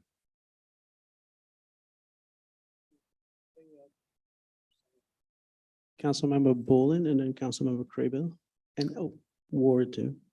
I didn't see your light. Did you? Well, I actually have a lot of comments and everything to make. But since I made the motion to send it back, my major concern and what I'm hearing from Alderman Montney and Becker is all those previous plans that we spent money on. I would just like you to take those and use the information. If you go out there, you're not going to get consensus from the public either. As a matter of fact, you can't get consensus from the people that are downtown. So, you know, the public outreach basically has already been done. So yes, lock yourself in a room with those plans. And the steering committee, you talked about a steering committee. So there are stakeholders. They spoke here. You know, include those people and pull all the information. I do think you can shorten the time frame if you do that. I just don't think that duplication is it's like a waste of money. And to address, look what Normal has done. They have got a lot of money from because of the high-speed train. Most of that is all train related. We don't have this here. We would have to, you know, get other kind of grants. And what else? The main thing that really is a wrench for me is the use of ARP funds to fund this, because this is clearly an economic development plan, even though it includes infrastructure, and it is clearly not appropriate to use ARP funds for economic development. The council had discussed using ARP funds within an economic development framework for the purpose of doing incentives to developers to come in and put affordable housing in the regeneration area. We had approved that. The staff was supposed to bring something forward to us at the August committee of the whole, and instead you guys were here. So that is my biggest hang up on this tonight. The fact that it's going to be funded with our funds, because I don't think that that's appropriate. Thank you. City Manager Gleason. Actually, I wouldn't mind taking a moment, Scott, if you would, because I definitely want that misinformation to be corrected on the use of ARP funds. If this moves forward, we were planning on categorizing this under the lost revenue bucket for our American Rescue Plan Act, which defines general government services. And it lists, you know, if you read the guidance, it enumerates lots of different activities. And it says, but not limited to. So economic development, a design of this type, at this point in time, we feel would qualify for that category. You know me, I've read all that stuff and everything, and I'm not a lawyer, but the way I read it is that, or at least from what I've heard over the past year or two, we as a city have not really lost revenue. Our reserves have increased. We didn't have to, you know, shut down departments because of lost revenue. And we were able to use reserves to the tune of $8 million for a capital project on the west side. So that's what I'm struggling with, is that, okay, you can use the argument of lost funds. I agree, that's legitimate, but I don't see that that has happened here. And why can't we use $75 or $750,000 out of reserves for this? I would really rather have the ARP funds go for the intent of those disproportionately affected by COVID. That's just where I'm coming from. Thank you. And we could use cash reserves. And in fact, I've communicated that on a couple of occasions. We chose a pathway to finance this project if council approves. It is an appropriate expenditure under ARP funds. I think it's in line with what council communicated as important to them, with $2.2 million being dedicated to economic development under the ARP funds. but we also have the appropriate amount of cash reserves that it could be funded that way as well. So it's council's decision. I think we had Councilmember Craybill, Ward, and I believe Councilmember Emig as well. Okay. Thank you, Mayor. So it looks like we have money, whether we're going to use it from ARP or from reserve. So we have the money. That shouldn't be an issue. Secondly, I think this defeats the purpose of this whole idea is to do it piecemeal. What is our vision for downtown if we're just going to do something very quickly in a certain area? I don't know.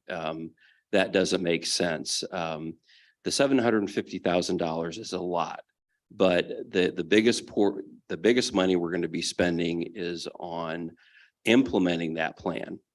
And on the implementation, CMT, and this is from the Branson plan that I reviewed in the back, they give multiple options. They're referenced before a Cadillac plan, right? There's a plan to do it in 6 months and 9 months. And there's each a specific block, it seemed like, where there was a plan.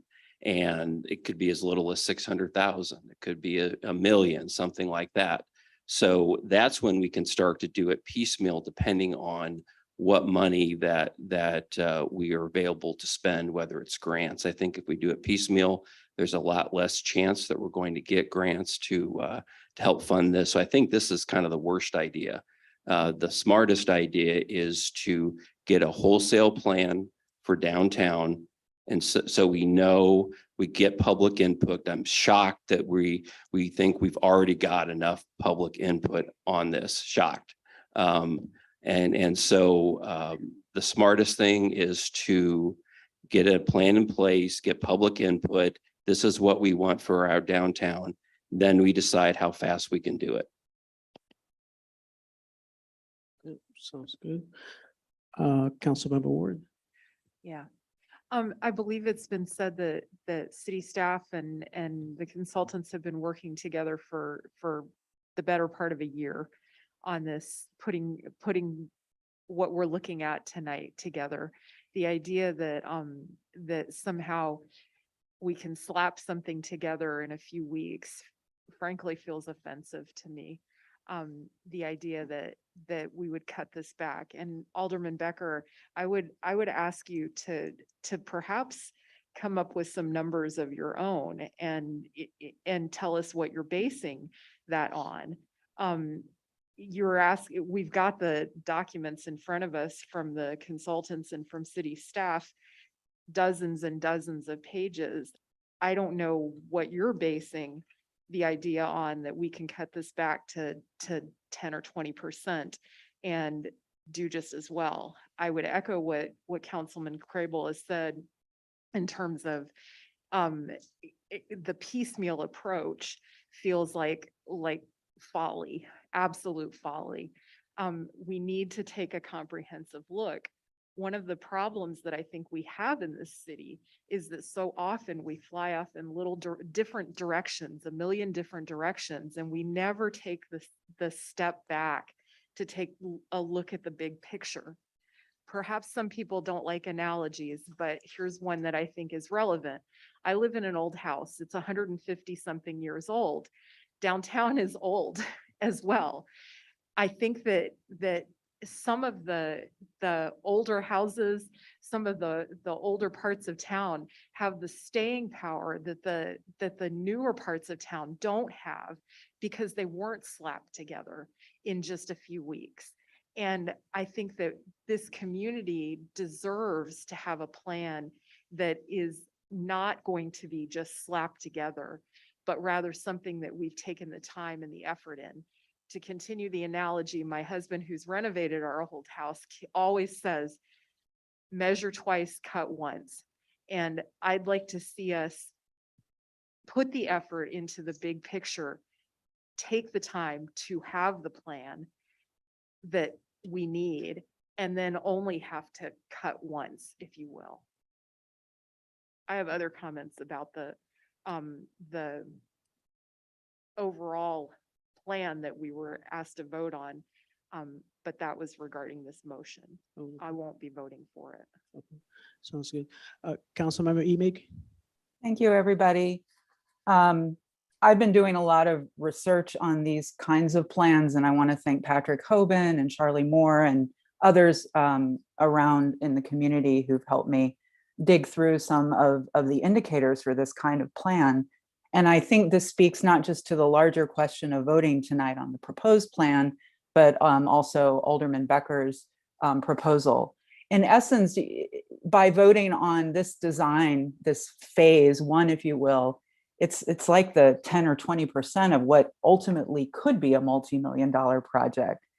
And it provides what I've read in the research and what folks are starting to coalesce around, because there's been so much decentralization of historic downtowns across the country due to malls, due to the rise in suburbia, and that's all dramatically changing. We know that just by looking at our community. And that we also know from our own regional planning commission study, and this isn't to, it's not a redundant measure, it's an evidence-based measure that's out there, that we can get increased revenue in our more dense areas in the community.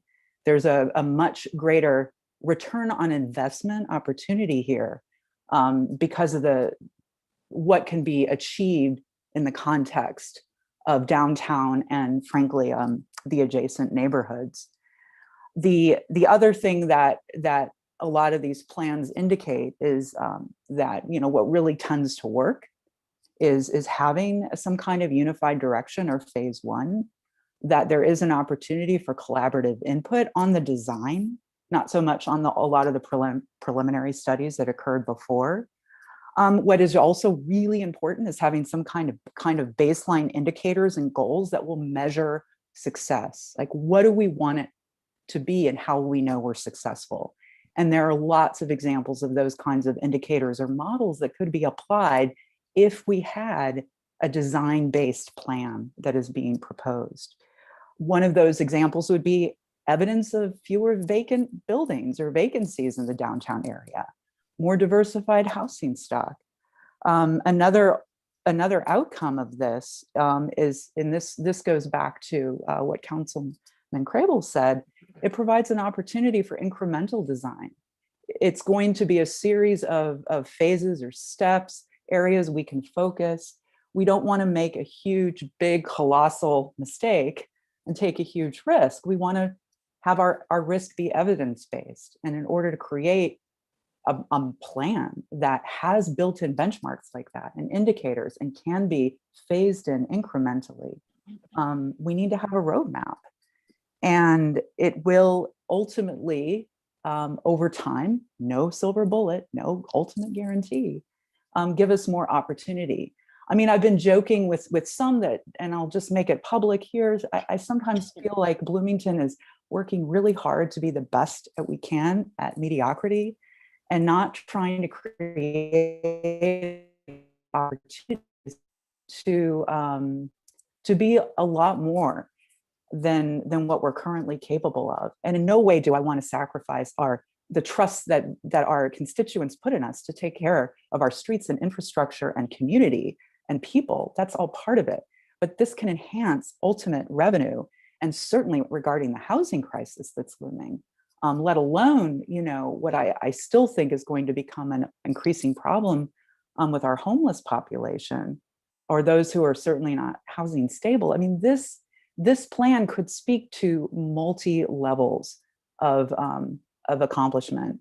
And finally, I was really worried at first about this plan because it was I'm calling it a plan now, and it's not a plan, it's a design, it's a phase one of something that we can actually implement, because I didn't want us to be redundant. And I'm sure all of you have heard from everybody in your various wards, oh, come on, you've already done all of these plans and we haven't really seen any evidence of action.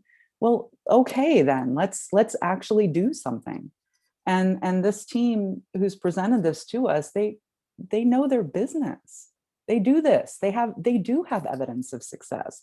These grants are prominent now because of the infrastructure funding that is unprecedented in this country right now. we need an actionable plan in order to have access to those funds. So I will not vote in favor of this. Thank you. Thank you, Councilmember Emig. Before we go any further, I think we do need more time, right? Yes, please. Okay, can I have a motion to extend by however so many minutes? I'd like to motion we extend by 15 minutes, please. Okay, sounds good. Motion by Councilmember Walsh. Is there a second? I'll second. Okay, second by Councilmember Motney. Voice I'll vote? do a Okay. roll call. Okay. Councilmember Walsh, Yes. Councilmember Bolin, Yes. Councilmember Motney, Yes. Councilmember Emig, Yes. Councilmember Becker, Yes. Councilmember Urban, Yes. Councilmember Ward, Aye. Councilmember Crable. Yes. Councilmember Crumpler. Yes. Okay, thank you. And I think next we have Councilmember Crumpler and then Walsh and Motney. Thank you, Mayor. I would like to begin by thanking the residents who participated in public comment this evening, business leaders who come to this council meeting, our CMT presenters, and audience members who are attending tonight. I think we're still talking about the amendment on which I will vote against. But I want to speak to the design proposal, if I could, please. I've deliberated about this proposal that's before us for at least 3 weeks. And in that process, I've sought input from constituents in Ward 9. I reached out to the disability and accessibility community. I've met and spoken with council members, city staff, business leaders. I've also read broadly about TIFs and how they may impact school districts, communities. I think this decision is one I've carefully considered, and I will vote in favor of the ordinance amending the budget and the resolution approving the agreement with the CMT for a design of the streetscape project. And let me give you some reasons that I believe this is the right decision. As already been stated, the plan will provide the ability to pursue state and federal grants for funding when they become available. Currently, we are not positioned to do that. Importantly, council will retain authority to approve smaller, more modest projects based on the plan, and we are not committed to spending revenue for larger projects endeavors necessarily. This summer I attended the Bloomington Normal Development Council quarterly report meeting with Patrick and his team. It was clear to me that the data indicated the local economy is growing and that there are solid projections for future growth. Now is the time to invest in our downtown. I see business leaders are voicing support for this plan and stepping up as partners. I've not seen this level of commitment recently. It's vital for this group to walk beside us. One caveat I do have, I would like a guarantee that the streetscape plan design will prioritize ADA compliance and accessibility features in downtown that are long overdue. We have real opportunity to make changes that are substantive, rather than cosmetic, and we must include members of our disability community in this conversation. I am going to really advocate for this in the future discussions and votes. Finally, I know that there are those who insist that we need to only prioritize street and sewer repair and not fund the streetscape design project. However, I agree with Councilmember Ward, who said earlier that this council has made commitments to infrastructure, to sewers and streets and sidewalks. And we must contribute to a vision for the future of this community. Now is the time to make that commitment as well. Thank you. Thank you. Councilmember Walsh and then Motney. Thank you, Mr. Mayor. Just a couple things on tabling this project and pushing it back 4 weeks. I've heard other council members share that, talk about the fact that, this moves us forward, that this is a complete project. This gives us the plan. This is the design phase. No, it's not. This is not the design phase.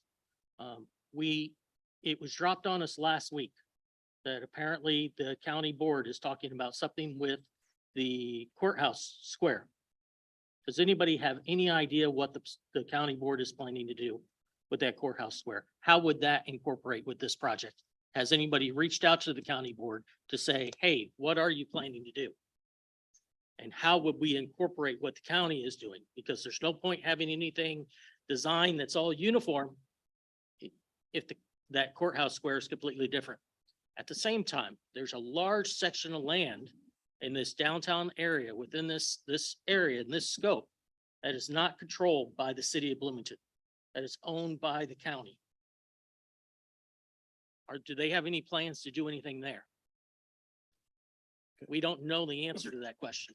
So how do those properties fit into this scope? Are you wanting an answer or? Yeah, you- I okay, am. I am wanting an answer. Okay, all right. Because, I've heard from other council members that, not moving forward because this is giving us the whole plan is not smart. Well, this isn't giving us the whole plan because we have another entity to deal with that we Yeah. don't know what their plans are. And that's fine. I just wanted to be sure to call on whomever. So who wants to answer this question? I will. Councilmember Walsh, we have reached out to the team that would be working on plans for the courthouse square. We didn't feel that it was appropriate to get too far with them before we actually had this conversation. And so what we have said as part of this process will involve our talking with the team that would be working on the square. But again, we couldn't go too far before we got to this point. We didn't think that was appropriate at all. So yes, we have reached out. Okay. My next question is, I heard the number, this is 25 to 30%. The design phase, 20 to 25% defined. And then after that, if the council so approves, then you can actually come up with the architectural plans for it. So this $750,000 is not the architectural plans. Is that correct? This is just the design phase? That's correct. This does not result in biddable, constructible construction drawings. That requires topographic surveys. It requires permitting with the EPA. It requires a whole host of activities, detailed activities. And going out and measuring the distance between door stoops and sidewalks and making sure that accessibility works with all of that. This is a high level completion of the planning process. It does not result in actual construction documents, but it does result in an implementable plan for the streetscaping for downtown. Okay, and I just have one more question, and it's over with the overall effort. And one of the things you mentioned was the connectivity with the community and how to improve accessibility across 51. And the first thing that came to my mind there, when you started talking about the accessibility across 51, and everybody likes to talk about Normal and how great Normal is doing and saddling their taxpayers with lots and lots of debt. Are you going to come back or is somebody going to come back at some point and say, we need an overpass or an underpass over Business 51? Because I could see that happening. I mean, it was predictable with the railroad tracks that Normal was going to come back with that. It was very predictable. And honestly, when I look at this, I see the same type of thing. And there we take, moment we start talking that, we take $30 million and we throw it out the window and we easily double it. I can speak to that. And that's not on the table. It's not on the table. It would be improving the streetscape. So it's just the surface, trying to figure out a way to get, folks across the Business 51 in a safer manner. But it's not to go and study whether or not an overpass or an underpass is feasible. If that was on the table, that's a heck of a lot more than $750,000. So that's not on the table, just to be clear. No, that would be part of the architectural plans, not the design phase, right? There's no feasibility study to look at elevating or lowering roads or anything like that. That's not part of this. All right, thank you. Councilmember Mati? Sure. Hey, I was just wondering if you could just, because really what we're voting on today is this agreement. So it's not as to whether or not we are for or against investing in downtown. I think all of us care very much about downtown and, we're really just looking at the four corners of this agreement. Would you mind taking me through task K? And the reason that I picked task K is because it's fairly benign and it's existing both in your subcontractor agreement and also in your proposal. This is the task that is about the historical clearances.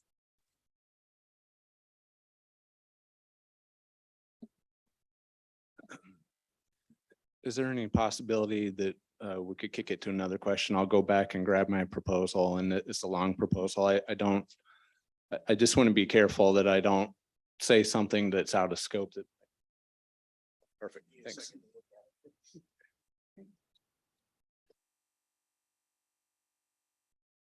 You just like a summary of what we're planning on doing here? So what I'm looking at is, this is a line item where you've got it in your CMT man hours.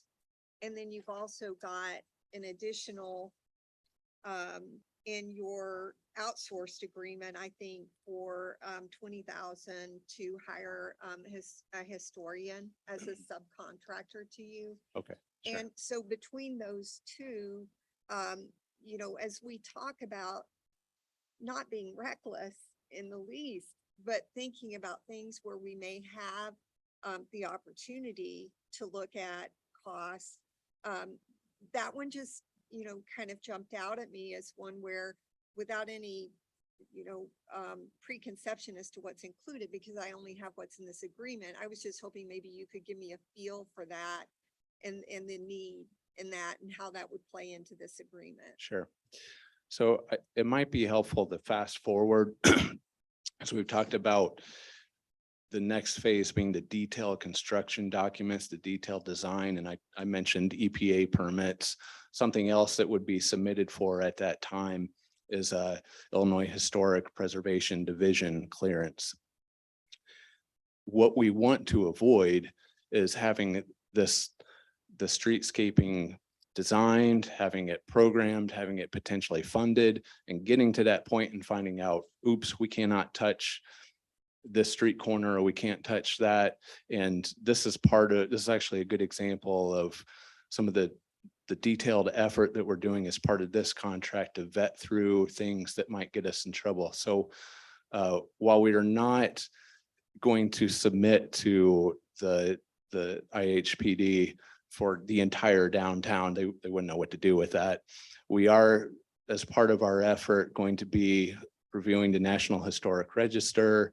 So there's the Downtown Historic, not council, commission. Thank you. That'd be a good resource, but also having a local historian that knows some of the pitfalls that we should check out in advance, and doing some preliminary investigation there and reaching out to the IHPD on some areas that we can vet ahead of time. So that is the purpose of that task. Okay, so that task looks like it's 20,000 outsourced, one trip to Bloomington and a historian consultation. I'm just wondering, in your bid prep, if you determine that the resources that we had locally that are involved in this area and have expertise in this area, if their work was insufficient, or are you looking to leverage someone locally with that money? I was going to share an example. And what you're going to run into is, such as those folks are going to look to preserve history, right? And they're going to look to potentially us not being able to even touch some of that stuff. So just for example, when we did the Realtors Plaza on that, you guys saw that project last week. We got into it was very fast design. They wanted it done. It had to be done by the bicentennial for Illinois. Okay. We get the contractor on board. We start to go for a permit. And as part of that project, there was an old bank on the corner that had to come down that the realtors owned, and they had owned for some time, and they were just using it as storage. Drive up bank. Well, come to find out, we go to get our permits and that bank red flag because we didn't do the due diligence that we're trying to do here to be ahead of this.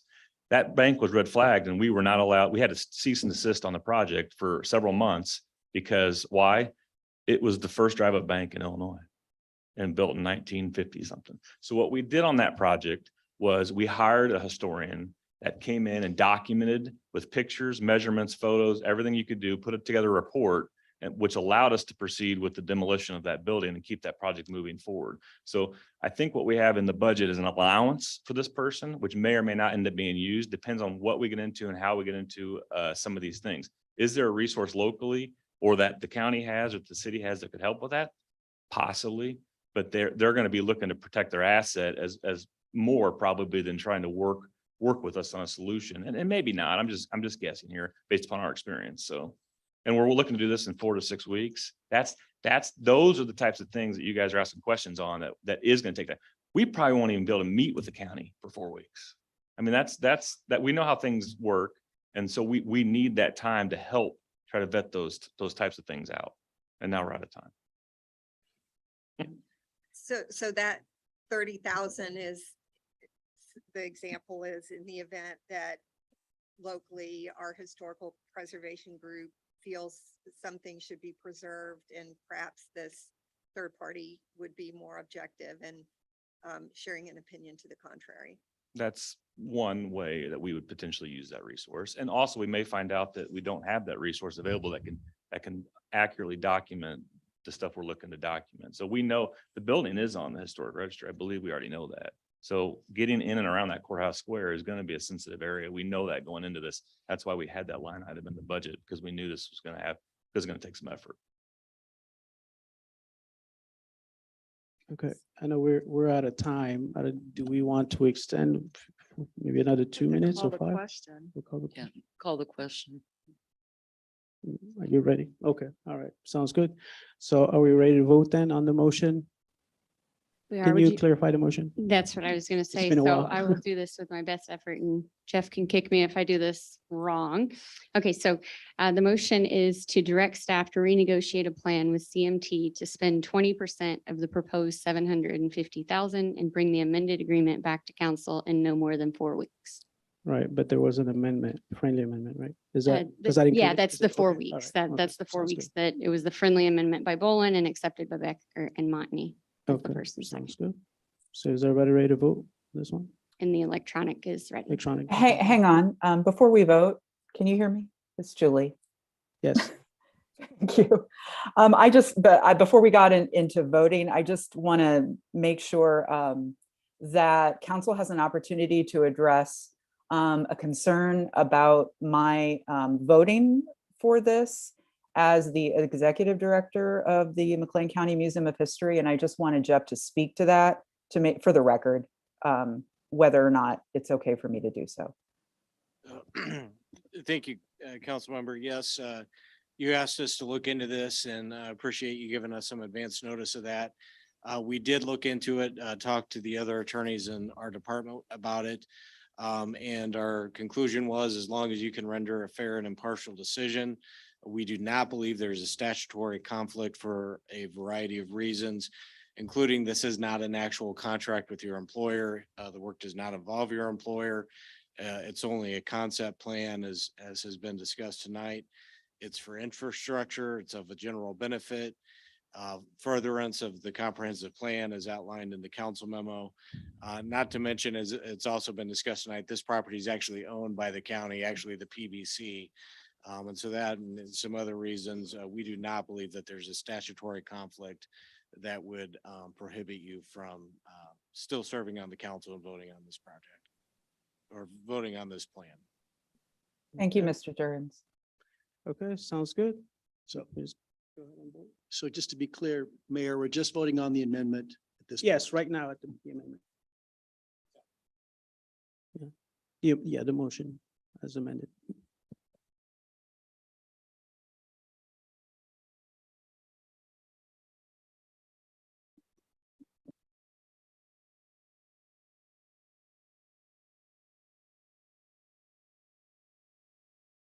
Okay, so the motion fails and Madam Clerk, I think it's 6-3, right? That is correct. So I'll call the nays. We have Councilmember Urban, Councilmember Bolin, Councilmember Crable, Councilmember Emig, Councilmember Ward, and Councilmember Crumpler voting against the motion. Okay. Sounds good. Okay. Should we revert back? We can revert back to the other motion then? Does anybody want to make a motion? I'll move acceptance. Okay. And is there a second? I'll second that. Okay. So moved by Councilmember Ward and second by Councilmember Urban. I think at this point, I don't know if anybody, I think we've said everything we've had to say. Yeah, more? Well, the way I can't vote in favor of the way it's written because I really would rather have the money come out of reserves instead of the outcome. Okay, sounds good. Okay, so did you want to say something? All right. Yeah. I think that, I agree with Donna, that I would like to see this in two separate motions. One motion for us to approve this agreement, and then let's complete that as a motion, and then let's talk about how we need to pay for it, whether it's from ARPA or general funds. So I'd really like to see this not as one packet here, but as two separate discussions. But you had already signified that you wanted it. Just approval of the contract, right? Well, Councilmember Ward actually has said approved as, she wants it to approved as presented, and you seconded. Okay, you want to go with that? Okay. Okay, all right. Why don't you guys go ahead and vote? No? Yeah. Okay. Just go ahead and vote.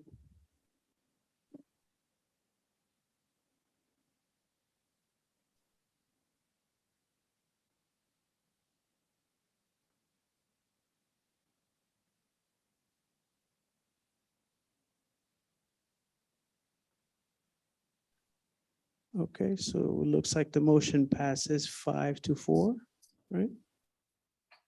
All right, and I'll call the nays. Councilmember Bolin, Councilmember Walsh, Councilmember Becker, and Councilmember Motney. Okay, that's good. Thank you.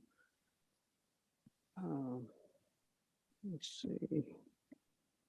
Okay, next on the agenda is that we have the Finance Director's Report. And by the way, thank you all for coming and for all your hard work. Appreciate it.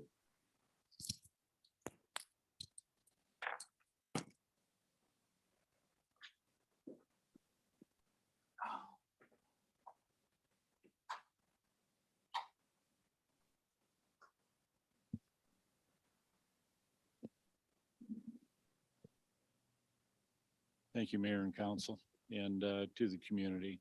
Monthly Finance Director's Report, fiscal summary, financial summary through the end of July. Scott, I'm going to hand it to you. Maybe just wait about 15 seconds. I can hum for about 15, 20 seconds. Finance director walks into a bar. There you go, Scott. Thank you. Thank you, City Manager. Tonight's our first look at FY23, other than the revenue exhibits that we went through last month. As I mentioned, it takes a while going into the fiscal year before we actually start to get some traction and some visibility on the financials.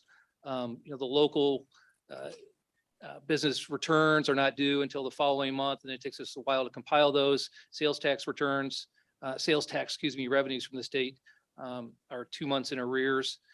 So overall, revenues are tracking, doing well. Just want to acknowledge that in an inflationary period, we have a strong local economy. Our consumers are purchasing the same amount of goods, but paying more for those. So while it's a benefit to us here at the city, we understand that that is a burden on the consumer and our residents. So I just want to acknowledge that. We obviously are watching concerns with inflation and supply chains. I've mentioned this before, but I wanted to repeat it this evening. Most of the larger departments, we have monthly departmental budget to actual reviews with the department heads. So Chris Tomerlin, our budget manager, sits down and they discuss their budgets on a account by account basis and discuss concerns. One thing, and I'll probably repeat this again as we go through, but I'll try to make it quick this evening. Revenues, we can't control revenues. Expenses, while we don't want to have to make drastic changes, we do have some options with those, delaying expenditures, projects, equipment purchases, et cetera. There have been some purchases came before council the last couple of months with some significant increases, but our revenues are still tracking. And so at this point in time, that's a really positive financial position for the city to be in. Next slide, please. Same format. The format for the next exhibit will be a little different than last month, but same format for major tax revenues. To repeat myself, doing fairly well, all but one are above budget year to date, and that one that is lagging somewhat is local motor fuel tax. I'll comment on it first. We do have a late filer locally here, so that $46,000 under budget for 2 months. It was $11,000 under for month one, so we are tracking. So far this year, a little under budget. You can see out to the far right, we took the budget up by 100,000. So just doing quick math, and we're only 2 months in, but that kind of shows us that we're still right at that, $4 million local motor fuel tax kind of trend that we were on last year. We bumped it up 4.1. It looked like it was trending upwards, but up around 4 million. So that seems to be kind of leveling off. The other comments, home rule sales tax and state sales tax, along with the comments that I used to open tonight. Those are above budget. Year to date, you can see the far right corner. We took those up significantly. We discussed that a lot during the budget presentations last spring. A significant driver of that home rule was the online sales tax and how retailers are required to collect local taxes now for those destination purchases. So we are receiving direct tax impacts or revenues from online purchases from out-of-state retailers, whereas before it was just it was coming in through the use tax line from the state and was on a per capita basis. So, in that regard, we may have been sharing some of our revenue, some of our activity here locally with less economically, well-off communities around the state. Next slide, please. So this is the general fund. We've split this exhibit a few months ago into 2 separate slides just so it's easier to read. The revenue slide here, the format has changed slightly from last month. We had adjustments to the budget for the projected year end. We're only 3 months in. That's the 25% annualized trend. You can see there straight to the right of the through July 31st, 2022 header. So the trend, it is a measurement you can use, but some of our activity is very seasonal, but it gives us a point of context to refer to. So at this point in time, we don't have any adjustments that we're projecting for year end. So the projected year end right now, you can see I wanted to highlight this evening the way we do our budget versus the way we show our actuals. You can see the revised budget column is $122.7 million total revenue. Well, that includes our use of reserves. So that is just the way we balance our budgets. That's the way we show our budgets. How are we going to pay for our expenses? But when you actually run the income statement at the end of the year, a use of fund balance is not an actual revenue. So that's why that's showing the 0 in the projected year end column. So that's 119. So all things being held equal, if we were projecting to use $3.2 million in reserves for the year, we would show essentially a loss if you were looking at it as an income statement of 3.2 million. The other item I wanted to highlight on this revenue exhibit is the investment income line. You can see that already just through 2 months, we have achieved our full budget for the year. So when we did the budget, rates were down in the basement. A year ago, I looked rates last year with Illinois funds. That's the fund that the state treasurer runs, was at 0.02% interest. This year in August, it's at 2.22%. So that's a huge increase, and everyone's been watching the rate increases. But for us here, municipal finance, I'd like to say it's all our investment advisors, but they're helping us, but we're just getting some help, from the Fed rate increases. 2%, when you apply that to $30-40 million, it's pretty material. Next slide, please. General fund, expenditures, not a lot to highlight 2 months or 3 months in, excuse me. But if you look at the projected year end column, down to the right in the red, the 3.183 million, that's what I was referencing earlier. That's our use of reserves. So, all things being held equal, we would basically lose or use, $3.2 million reserves. And that would be considered like a loss for the year if you were putting it in terms of an income statement. The other thing I'll highlight, and then next month we'll get into a little bit more of the details on a line by line basis, but I wanted to comment on salaries. That shows a little bit above trend. 25% is the trend. It's at 26.8. But we have, I think it's 26 pay periods per year. So there's 2 months out of the year where we do 3 pay periods. July had 3 pay periods. So that kind of bumped us over trend because we're actually below. When we look at the numbers, we're actually running below on the salaries component. And then other intergovernmental expense, that's where we roll out our transfers to our pension funds, public safety. So that has some seasonality to it related to property taxes. When the property taxes come in, we transfer those dollars out to the pension funds. So that can run ahead of the annualized trend as well, due to when we get those property tax payments. Next slide, please. Enterprise funds, same comment. Previously, we're 3 months in. You can see bottom line revenues are tracking right at 25%, except for golf, which, that's very seasonal fund for us. It's at 47%. Golf is doing very well right now. It's actually, if you look at the total year-to-date gain loss, it's at a profit. And many times it is at this time of year, very dependent on weather, though, the golf fund. Also wanted to comment on the commitments line that shows POs, and we refer to those as encumbrances. Commented on this before. When we encumber funds, like tonight, approving the $750,000, the agreement gets signed, we show that against budget immediately. Those dollars has basically been spent in the way we show the budget. So highlighting solid waste, a lot of those contracts are approved at the beginning of the year for the landfills, et cetera. We have $1.2 million in encumbrances. Revenues are going to be coming in all year against that. This was brought up, last December or so. Councilmember Bolin asked about it. And then by the end of the year, I think we actually netted a slight gain in that fund due to the bounce back on recycling and the brush burner. So just want to highlight that this exhibit's a little difficult to get your arms around because of those commitments, but the revenues tracking, that's really what we want to focus on. And I'll close kind of with the same one of the same comments I opened with. Revenues, especially in the general fund, those are a major concern. We can't really control those revenue numbers. That's the economic base, sentiment, the consumers, et cetera. Expenditures, there's certain things, you have to put gas in the tank. Unfortunately, we lock in a lot of that ahead of time, beginning of the year. But we can control expenditures to some degree. We have a little bit more flexibility with those related to timing, delays, et cetera. Downsizing a bit on the equipment purchases, that kind of thing. So, I'm not going to say it's not a concern, but at the same time, we do have a little bit more control over that activity to manage our financials. So, revenues are tracking. Again, acknowledging it's a burden on the consumer with the inflation. The flip side for local governments is, that it's reflected in higher tax revenues, at least, in the short term, while the volume of transactions is still the same as it was pre-inflationary periods. So just want to acknowledge while we're doing well, the consumers feeling that burden. And that concludes my comments for tonight. And so I'll see if there's any questions. Councilmember Murphy.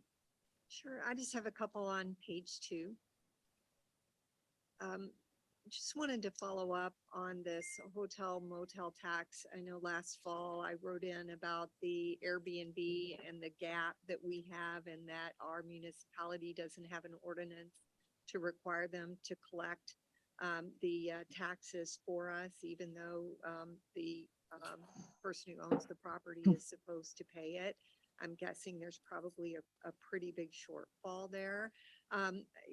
Given that we've got folks now in town renting properties for, $450 a night, even, what's the status of that ordinance for us to vote on it? And what do we estimate the impact will be from starting to collect those taxes? I'm gonna have to ask Jeff to chime in here. The estimate on that is difficult. We employ a service, we in finance, that monitors the internet, the web, right? For people that are advertising. So our local business finance manager has this relationship or with service. And then anytime there's a hit, they compare it to our registered, you're aware with this, but just for the community, we'll send out a notification to that landowner, that homeowner, saying they have not registered with the city and that they are required to collect that short-term tax and remit it to us. The ordinance, I'm not sure if we put that on, there's an issue with getting an agreement with Airbnb that was long-term, and we have not readdressed that since the last time it was brought up. Just for awareness, I mean, that's been brought up by the business community as a competitiveness issue for those who are subject to the hotel motel taxes. So just sharing that. The second one I was going to ask about is the motor vehicle fuel tax. Do you happen to have an idea as to what the high water mark of that was in the past? Because I know it's trended down significantly over the years as people are driving cars that are more fuel efficient or they've migrated over to electric cars. Well, we doubled the rate, I'm going to say 3 to 4 years ago, 3 years ago, maybe. And at that time, the highest budgeted amount we had pre-COVID was 4.7 million. So we've had a $700,000 approximate drop off from that high point pre-COVID. All right. And, any insight and, into how there is, I'll withdraw that. Let me think about the question I was going to ask you and I'll get back to you on that.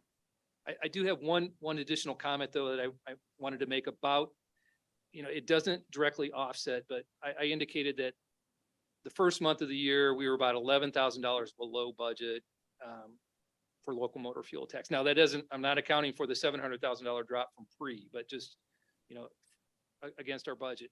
And if our home rule sales tax somewhat stays, realizing that, 10% of home rule gets allocated to the asphalt and concrete fund. So when we're coming in over budget on home rule, that directly positively impacts our asphalt and concrete fund. So it's not an offset right now, but it does help. Thank you, Councilmember Walsh. Oh, sorry, I thought are you done? That's all right. I'll Okay, sounds good. Councilmember Walsh. Thank you. I just wanted to piggyback on the local motor fuel tax. And has there been discussions on as more people go to electric vehicles?